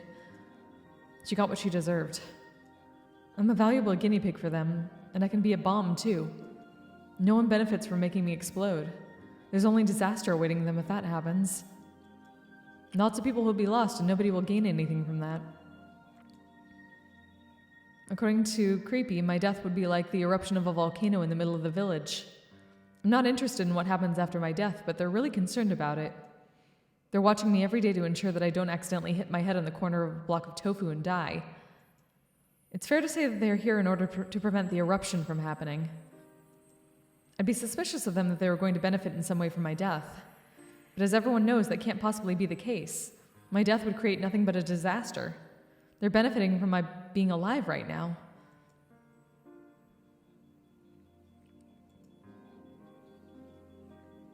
Perhaps it's not about a gain, but about a grudge. Maybe someone has a strong grudge against my family and kills me not knowing that I'm like a bomb to this village. That's why I was suspicious of the three families, especially the Sonozaki family.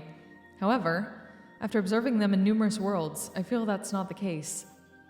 I felt that way in several lives, but it always had something to do with that incident with Keiichi and the doll. It's clear that there's nothing going on between the Sonozaki family and mine. In that case, it must be some religious fanatic. If it's not about profit or a grudge, it might be someone who's secretly a deranged cultist. We've already had a series of murders 4 years in a row under the name of Oyashiro-sama's curse. Timing-wise, it would be somewhat interesting if I, the reincarnation of Oyashiro-sama, were killed on the 5th year. I couldn't stand to be murdered for such a whimsical reason, but such a motive actually seemed fitting. Ironically, I would have to suspect Creepy if that's the case. She's well known for being an eccentric researcher of local histories. She's only interested in the village's history because she already knows who I am. She's doing the research based on the notion that I'm important. So she should have no reason to kill me. She would desire to keep me close to her as a research sample. It's hard to believe that she would kill her favorite toy. She might be willing to kill someone who would try to harm her little toy, though.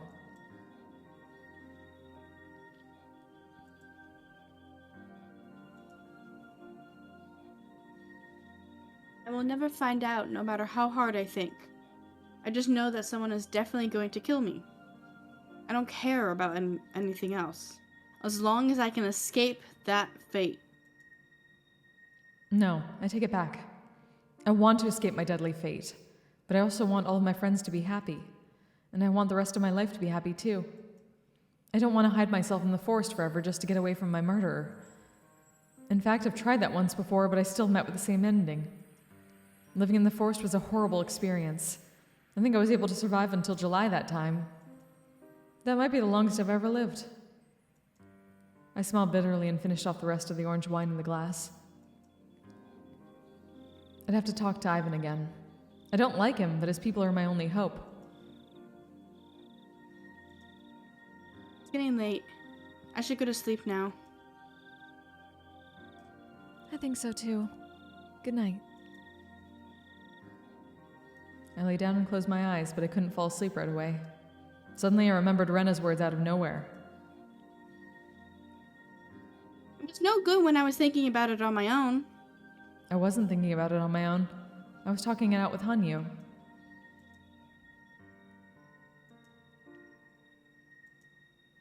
Now I know.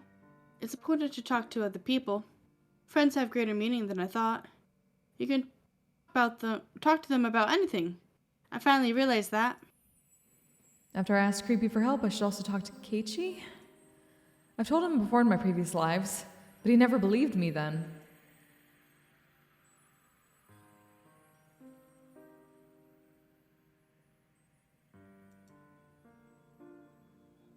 End chapter.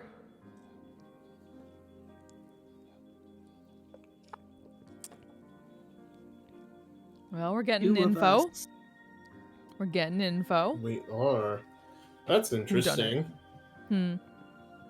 So,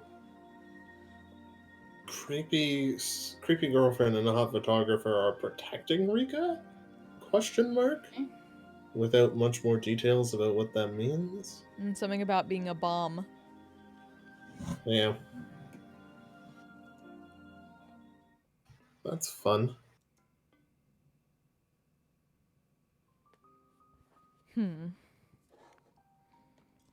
Rika Furude always thought that there were 4 members in her family.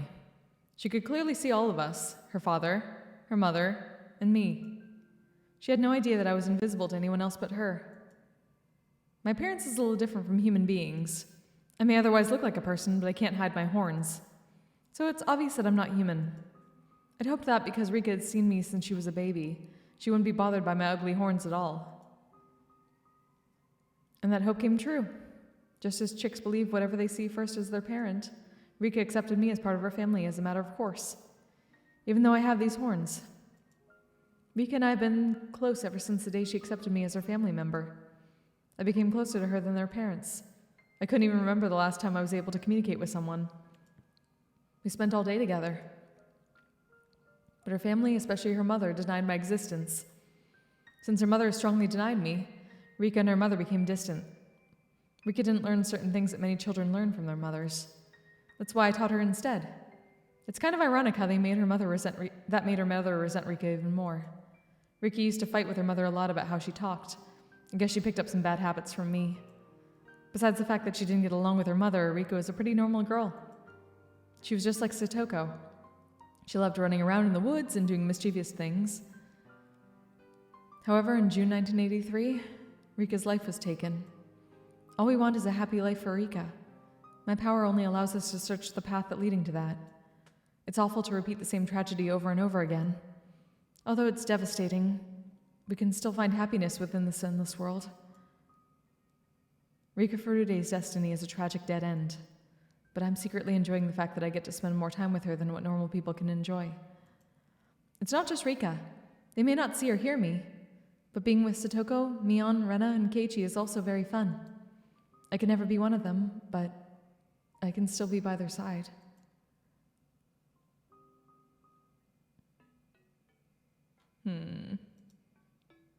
Interesting.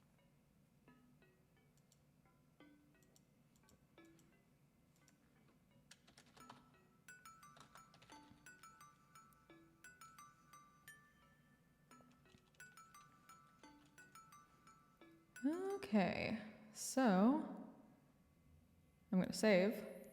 First things first. Great idea. So note that I might have to hop out in an hour. I mean, do you want to end it here then? That is up to you all. Like, I don't mind You can still go going through or a bit stopping, more. but it, or we mean- can do a half. Yeah, we could do like a half an hour more and see and get through as much as we can then. I'd be down. Okay. Okay, let's go then. Let's load that then. Yep.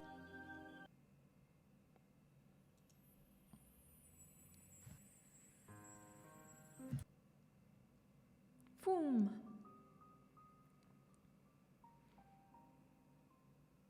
Clinic. Hello, I'm surprised to see you here on a day other than Sunday. I have something I want to ask Creepy. Is she here today? No, she must be on a date with. Who's Risa? Don't know. With Risa? I wish I had a date too. It would be much better than sitting What? here at work. Why do you call him Risa? I don't understand. You should ask him yourself. It was a small mistake I made when we first met. It was funny how he reacted. I don't get it. That's what nicknames are all about, though.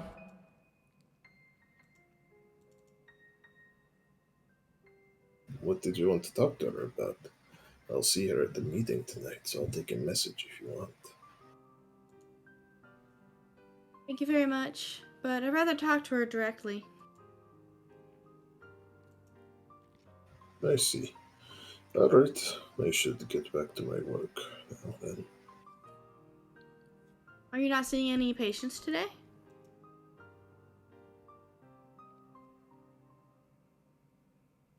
I've been busy with paperwork for the meeting tonight. I've been preparing for it for a while, but I didn't have enough time.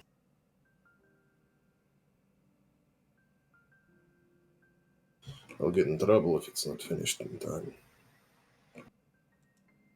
Aren't you busy coaching the baseball team too? You have so much energy. I'm such a busy guy.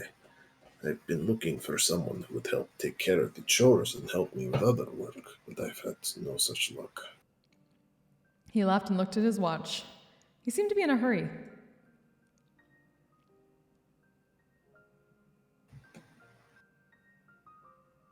Do you have any idea where Creepy is right now? They're probably going around to different places in the village. I know that they always meet up at the shrine. She left not too long ago, so she might still be somewhere near there. I looked at the clock on the wall. I must have just missed her. This was no time to be chatting with Ivan. Thank you very much. I'll try the shrine. You shouldn't bother those lovers, since they only see each other 4 times a year. He smiled mischievously and waved his hand goodbye. I headed back to the shrine. I was going to park my bike by the stairs that lead to the shrine grounds.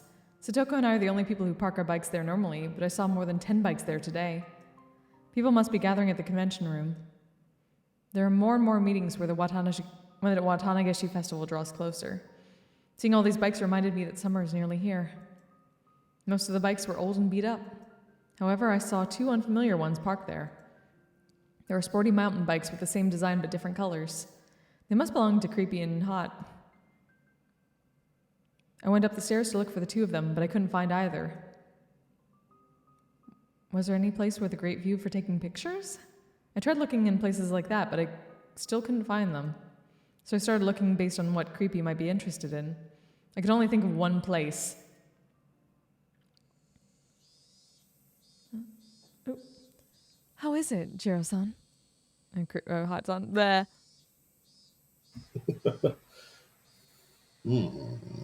Oh boy. Yeah, I can do this voice again. It's been a while. It's a pretty simple lock.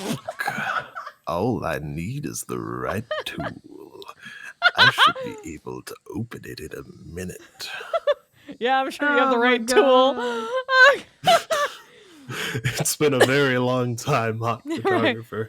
You can do that? I You missed open the you. lock to my heart, but that's not the only thing you're good at, huh? Oh, God.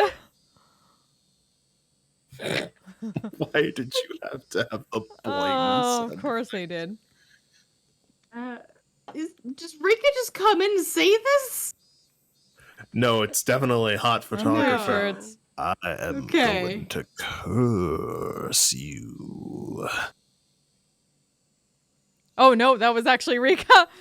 It definitely was. That was completely sarcastic. The two of them jumped in surprise as they suddenly appeared in front of them.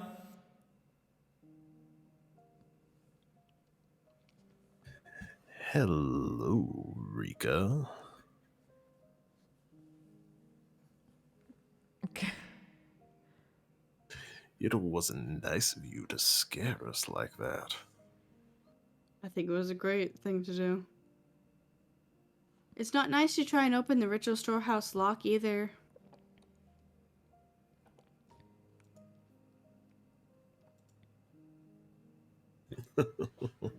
She's right, Creepy-san. We can't do something like that. Hot conceded right away, but Creepy was stubborn. She made up excuses to try and fool me. Based on my previous lives, I knew just how much interest she had in the storehouse. It was actually rather impressive how hard she tried to cover that up. The ritual storehouse is full of the remainder of the dark history of Onigafuchi. It contains bloody and vicious tools that Creepy is fascinated with. She should have a good idea as to what those things are inside of the storehouse based on what she has been researching. She was making up some story about cultural treasures and such, but it was obvious that she was just making up excuses. Hot also seemed impressed listening to Creepy's phony justifications. In the past, I've tried to conceal what was inside of the storehouse from Creepy, because I don't want her spreading information about the holy and brutal traditions they used to have in Onigafuchi village. It would be a disgrace. As a member of the Fururide family, I can't let that happen. Looking at the history of Onigafuchi in the way Creepy does is a painful thing for Hanyu as well. For Hanyu, the ritual storehouse is a special place. I don't know what's so nice about being surrounded by those scary ritual tools, but she feels cozy when she's surrounded by the smell of old times. The storage is like Hanyu's hideout.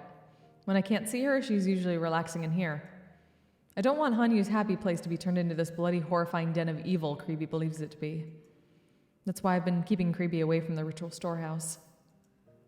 Come to think of it, why am I so mean to her? Is it because I hate her? I should stop feeling that way. I have to keep in close contact with Creepy and Hot. I won't give up just because I didn't work before. I'm going to try one more time. This world is different from the other ones. I might be able to change their fate, which in turn might change my own.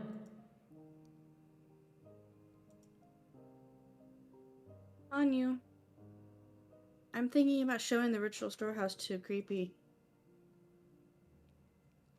Oh. Honey made an irritated face. Creepy will lose herself in ecstasy if she sees what's inside of there. She'll run around spreading rumors of the bloody history of Onigafuchi. Hanyu wasn't too excited about that prospect. I'm not trying to curry favor with Creepy, but I think it might give me a chance to talk to her. Creepy holds on to grudges, so if I'm mean to her now, she might not listen to me later. Oh.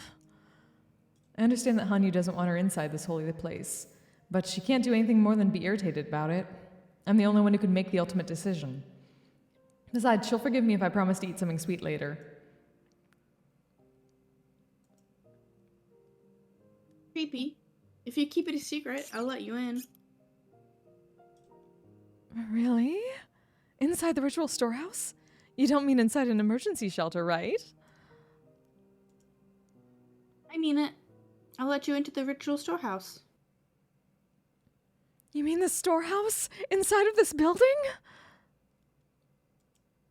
I'm not trying to trick you or anything. I'll let you inside.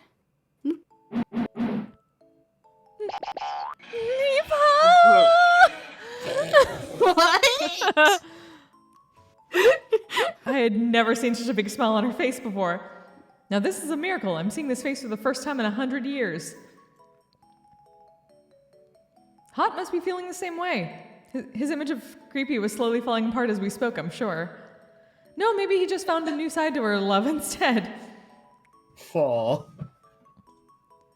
I'm surprised that Creepy is actually such a funny person. Communication is important. It's sometimes so hard to tell what people are all about. We remained there and watched Creepy spinning in delight for a while. This is a secret, so no one can see us going inside.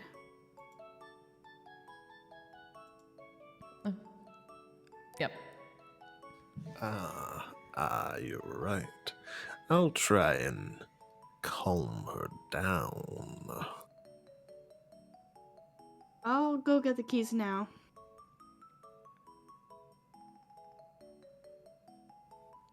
By the time I came back with the key, Creepy was totally calm again. She was obviously trying to hide how gleeful she was, though. I thought she was a mature lady, but she might still be a kid at heart. I think they called that something like gap moe. My God. Oh god. I picked that term up at some point from Keiichi, but I'm still not sure how it's used. Don't. Just don't. Oh my god. Well then, creepy and hot. Good. Before we go inside, you must promise me something. Otherwise, you can't go in. Of course. You're willing to break the rules to open the Forbidden Storehouse for us. We'll keep our promises.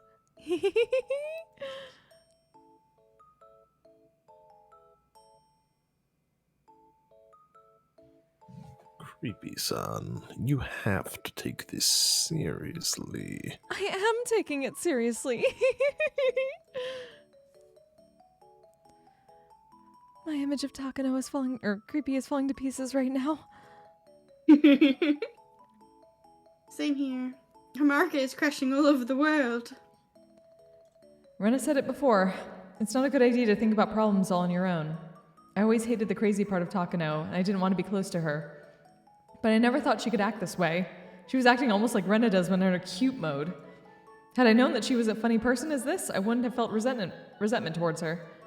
I realize how important communicating can be.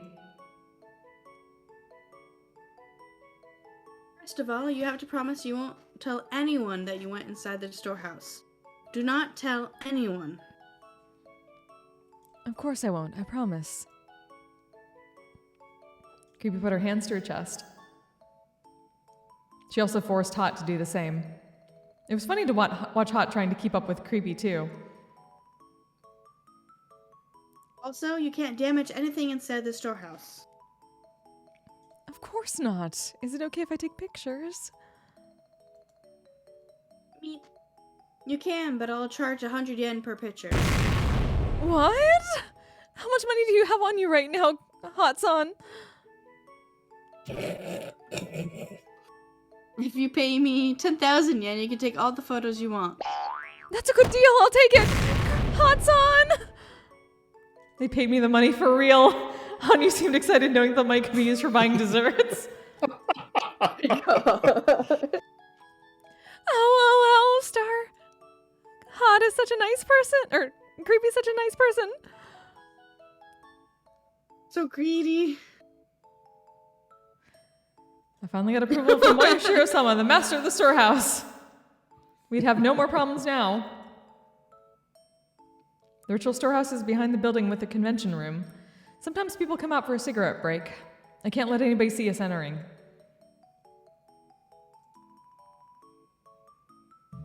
You're good. No one is around. Hot checked out the scene and gave me the signal to go ahead. I nodded at him and unlocked the door. I pushed open the heavy door just far enough for us to sneak inside. It'll look suspicious if you wait outside like that.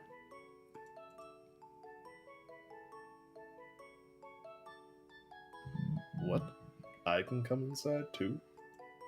He seemed surprised that I was asking him to come inside with us.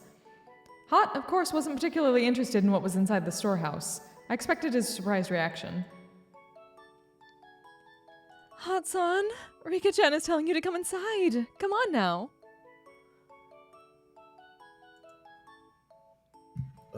All right. Hot squeezed inside as Creepy urged him. I turned the light on and closed the door. Then I put the chain on from inside. You're locking us in? Just so that a bad kitty cat won't sneak inside, you know. Are you talking about me? Creepy. A cat is supposed to go meow meow. Nippa. What do you mean? If you don't act like a cat, I'm not gonna let you see what's in here. I brought cat ears and all over the belt for you too. If you don't put them on and get on all fours and meow, then I won't open the next door.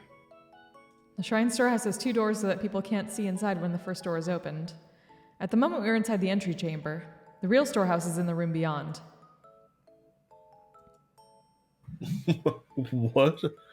That's a bad joke, Rika. You wouldn't really. Huh?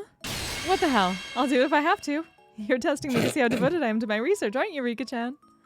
Fine, if that's what you want, then I'll wear cat ears, bloomers, and a tail, crawl on all 4s before an empty milk bowl, and beg, please let me drink your milk, master.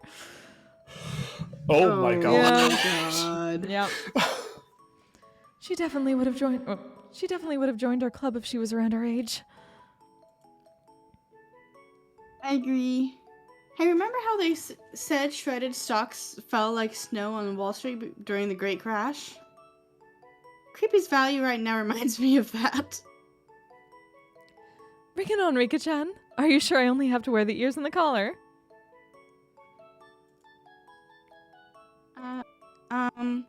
Creepy-san, the door is even locked. See, push it and it opens. Really? My dear, how shameful of me.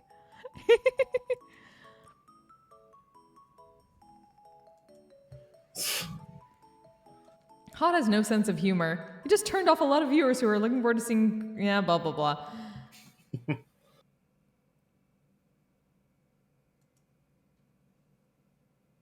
Anyways, he's right. You just have to push it. Nippa. Once we ran through the door, we found ourselves inside the storage area. There were no windows in there, so it was completely dark, even during the day. There were several light bulbs hanging from the ceiling, but they were dim, and their light only exaggerated the darkness inside. Oishiro-sama's statue and the altar dominated the center of the room. They were surrounded by tons of ancient torture implements. They were all over the floor, walls, and ceiling. It looked like a torture room rather than just storage for tools intended for one.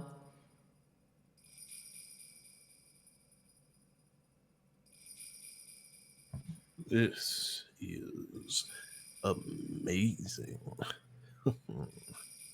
Hot was rendered speechless. They were nothing like those fake torture implements that they might have seen in a wax museum or someplace like that. The tools in this room were the genuine articles. I never liked to think about it, but I'm sure some of them really were used. These authentic tools always have a big impact on the people who see them. But Hot was the only one who was shocked, since he was the only normal person in the room. Oh Creepy's eyes were sparkling. She was taking pictures while meowing like a cat. This place isn't special to me. Of course, I know I'm supposed to treat it as a holy place, but I'm so used to seeing all these things after coming here countless times since I was little. To me, it's nothing but a storehouse with a lot of old stuff inside. As for Hanyu, she says it's the only place the air from times past lingers in this present day, so she actually finds it comforting. I get in a good mood when I come here because Hanyu gets in a good mood. This is a relaxing place for her. As I watched Hot's reaction, I noticed how totally off my values are from normal people's. Creepy's reaction seemed more natural to me in a sense. Hanyu seemed to be bothered by Hot's reaction too. Maybe it was a bad idea to let him come inside after all. Not like I could kick him out at this point. Hanyu and I sat on a cushion in front of the altar and watched Hot dance with childish glee while watched Creepy dance with childish glee while Hot made touching efforts to keep up.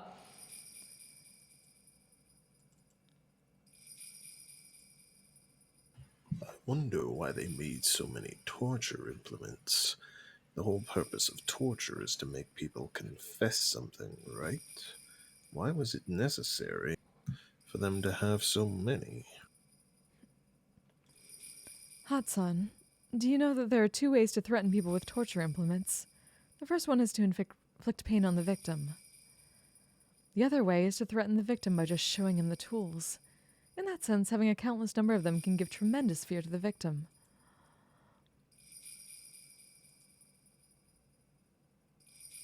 I've heard that torture requires skill. I suppose it's hard to really hurt people without killing them. Hot acted like he's having a conversation with Creepy, but his voice was obviously unsteady.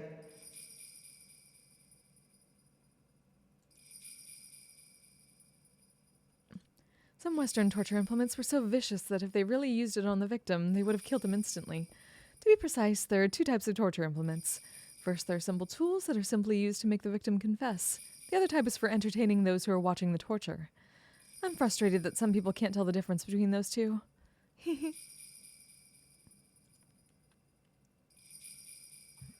Let me ask you, what were they trying to gain from the victims by using these tools? Hot asked me that. He must have thought that Creepy would say something far more scary if he asked her. He's forgetting that I'm just a little innocent girl. I think they were forcing their victims to obey the rules of Onikafuchi Village. That's what I believe. Am I right? Yes, you are. Most of these tools were never built for actual use. They were simply displayed in front of the villagers to intimidate them. That's why there are records saying that when they actually tried to use them, some of them were wrong size or simply malfunctioned. So they really did use some of them then. That's not a pleasant story.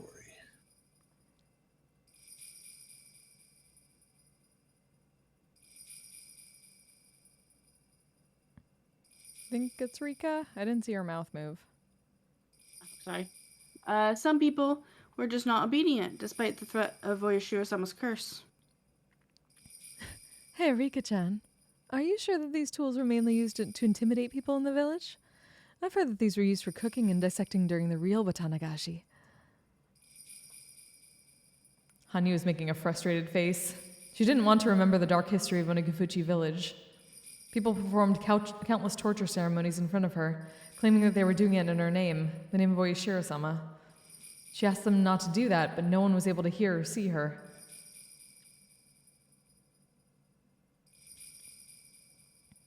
No comment.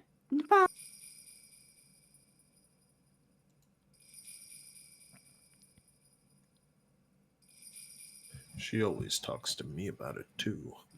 Long ago, the villagers of Onikafuchi would receive a divine message, go down to the foot of the mountain, kidnap people, and eat them, right? I wonder why they did that. Was it a display of force or something?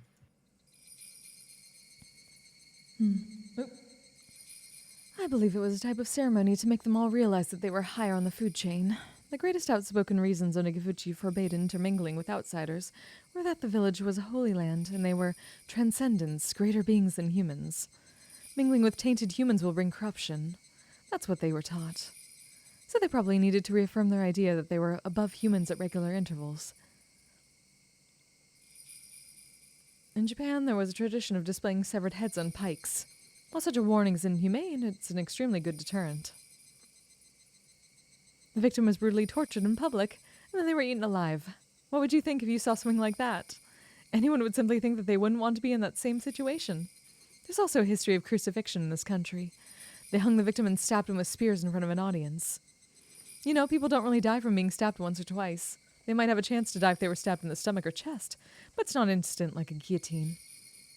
They bled from their wounds, their guts were pulled out, and they eventually died by drowning in their own blood. In that sense, a guillotine is such a merciful tool. Did you know? The guillotine was invented for the nobility. It was invented because they were able to die instantly, which wasn't the case with shooting or hanging. The nobles got special treatment all the way up to death. There's an old black and white movie that I know of. It's a love story set during the French Revolution. But the final guillotine scene is the best part. The nobles are lined up and bound in chains, and they get publicly executed on the guillotine one by one. Snap! Next! Snap! Next! Snap!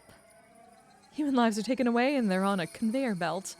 There's no last words or prayers or anything. Snap! Next! Snap! It's not even that entertaining because it's over in a flash. No one holds any sentiment for their death. The audience enjoys how the nobles' heads are sliced off like vegetables. It's a show to them. I think that's more respectful to kill someone slowly and brutally. That way people will pay a little bit more attention to them, right? Oishiro-sama here was the one who made this brutal torture possible. Creepy raised her hand to honor the statue of Oishiro-sama. Oishiro-sama is just an idol created by human beings. That idol was worshipped with fear and made divine. Yes, people laid the bricks of his church with rules and doctrines, strengthening it with their mortar of curses and malediction. As they stacked and stacked those bricks up high, its height reached up to heaven, and their god was placed above it all. Gods are born because people desire them.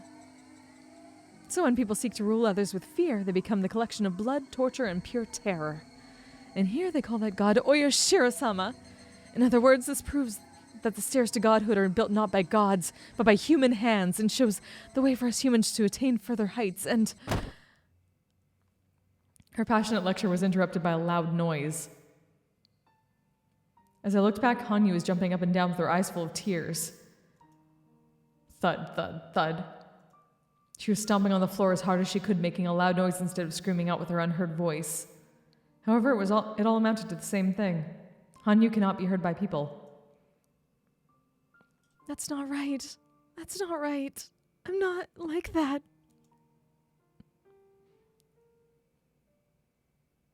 Hanyu.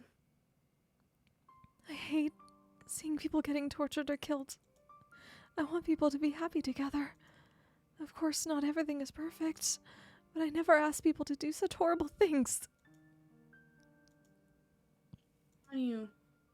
You are who you are. Oyoshiro-sama has nothing to do with you. That's not right. That's not right. Oh. I hate Creepy. I hate her. She always says horrible things about me. She's a bully. Was it a bad idea for me to bring Takano in, or Creepy in here? I knew that Creepy would get overstimulated and say something like this. Fortunately, Hanyu's rejection indirectly reached Creepy and she stopped lecturing. Somehow, Hot had heard the noise that Hanyu made.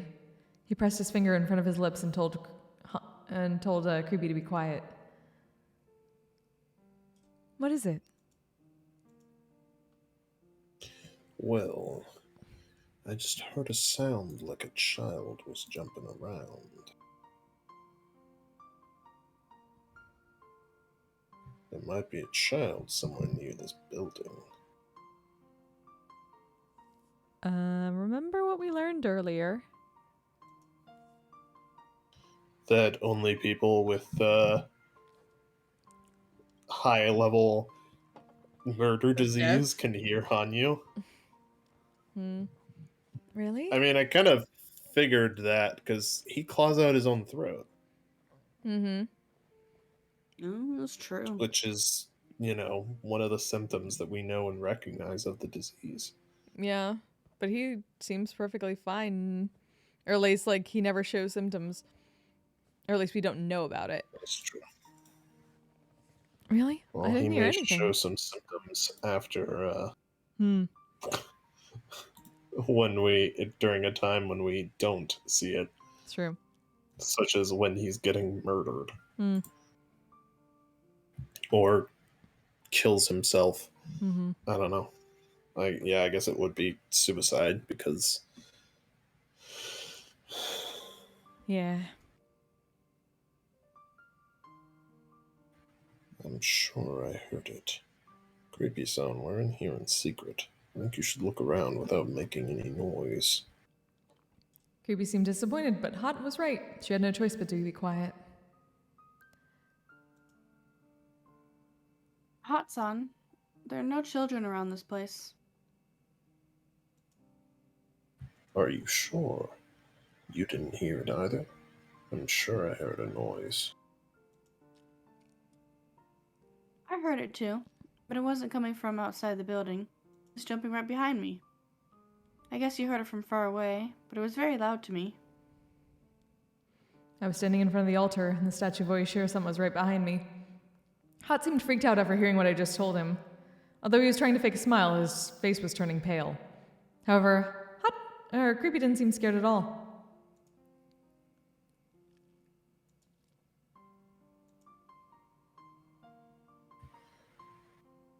Creepy. You can't say things that would upset Oishiro-sama in front of him. Oishiro-sama's very angry now. Can't you hear his voice? It's fortunate that she can, to be honest. Even if she heard it, it would be nothing but tears. My job as a shrine maiden, to begin with, is to tell humans what Oyashiro-sama is feeling.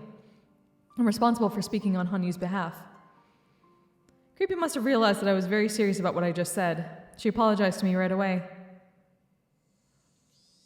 I'm sorry. I took it too far. I'm sorry, Oyashiro-sama.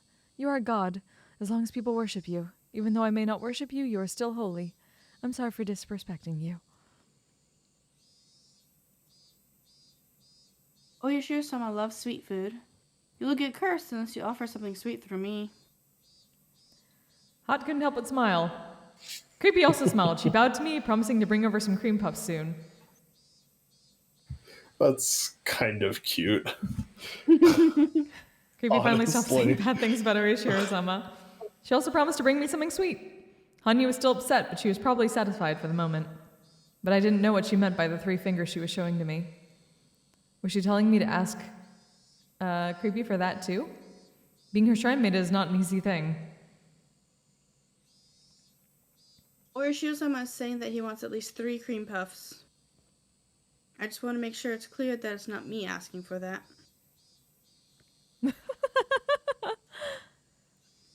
They took it as a joke I made to reduce the tension. Hot and Creepy cracked up, holding their stomachs. Hanyu was looking at them with surprise, not knowing why they were laughing. My face, meanwhile, was turning red with embarrassment. Fine, I'll get 3 delicious cream puffs for Oishiro-sama. Should I get some for you and Satoko-chan, too? No, I don't need any. But there's something I want to tell you. What is it? Since you left me inside the storehouse today, I'm willing to do anything for you now. Then I want you to believe what I'm about to tell you now. Please don't ask me why or make fun of me. Please believe me and change fate to save me. Both of them were surprised to see such a serious look on my face. I was sure they'd be surprised. After all, I was about to explain to them that they were going to die in 2 days. I'm sure they'd want to deny that, but I knew a fair bit about their deaths. If I could explain it to them in detail, they wouldn't be able to laugh it off. I talked to them about it several times in previous lives, but they never took it seriously. I only had that slight possibility that they might believe me. Hopefully the possibility is as small as a miracle. It should be engraved on the side of a die. My friends overcame their fates and they all rolled a 6. Should I call that a miracle? Please, God, let me roll a 6 again. Please let them believe that death is upon them. I think this is where we can end it. For tonight. Okay. Yeah. Let's save. Yep, saving. First I need to... Save. Yeah. Let me save and you.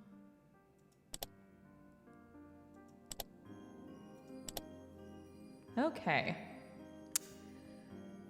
So yeah, got through some more. Thank you all for joining us. And we got some more information. We got some stuff. Rika's trying as fuck to fix what she can fix in this good timeline that she's got going for her. Yeah. We'll see how that turns out. Hopefully she'll get information, she'll get what she needs. And we'll see if she can roll another 6. Still lost but Yes. becoming invested. Hey, nice, Juyeon. Thank you so much for hanging out with us. It can't go that well. There's still another arc after this. I mean,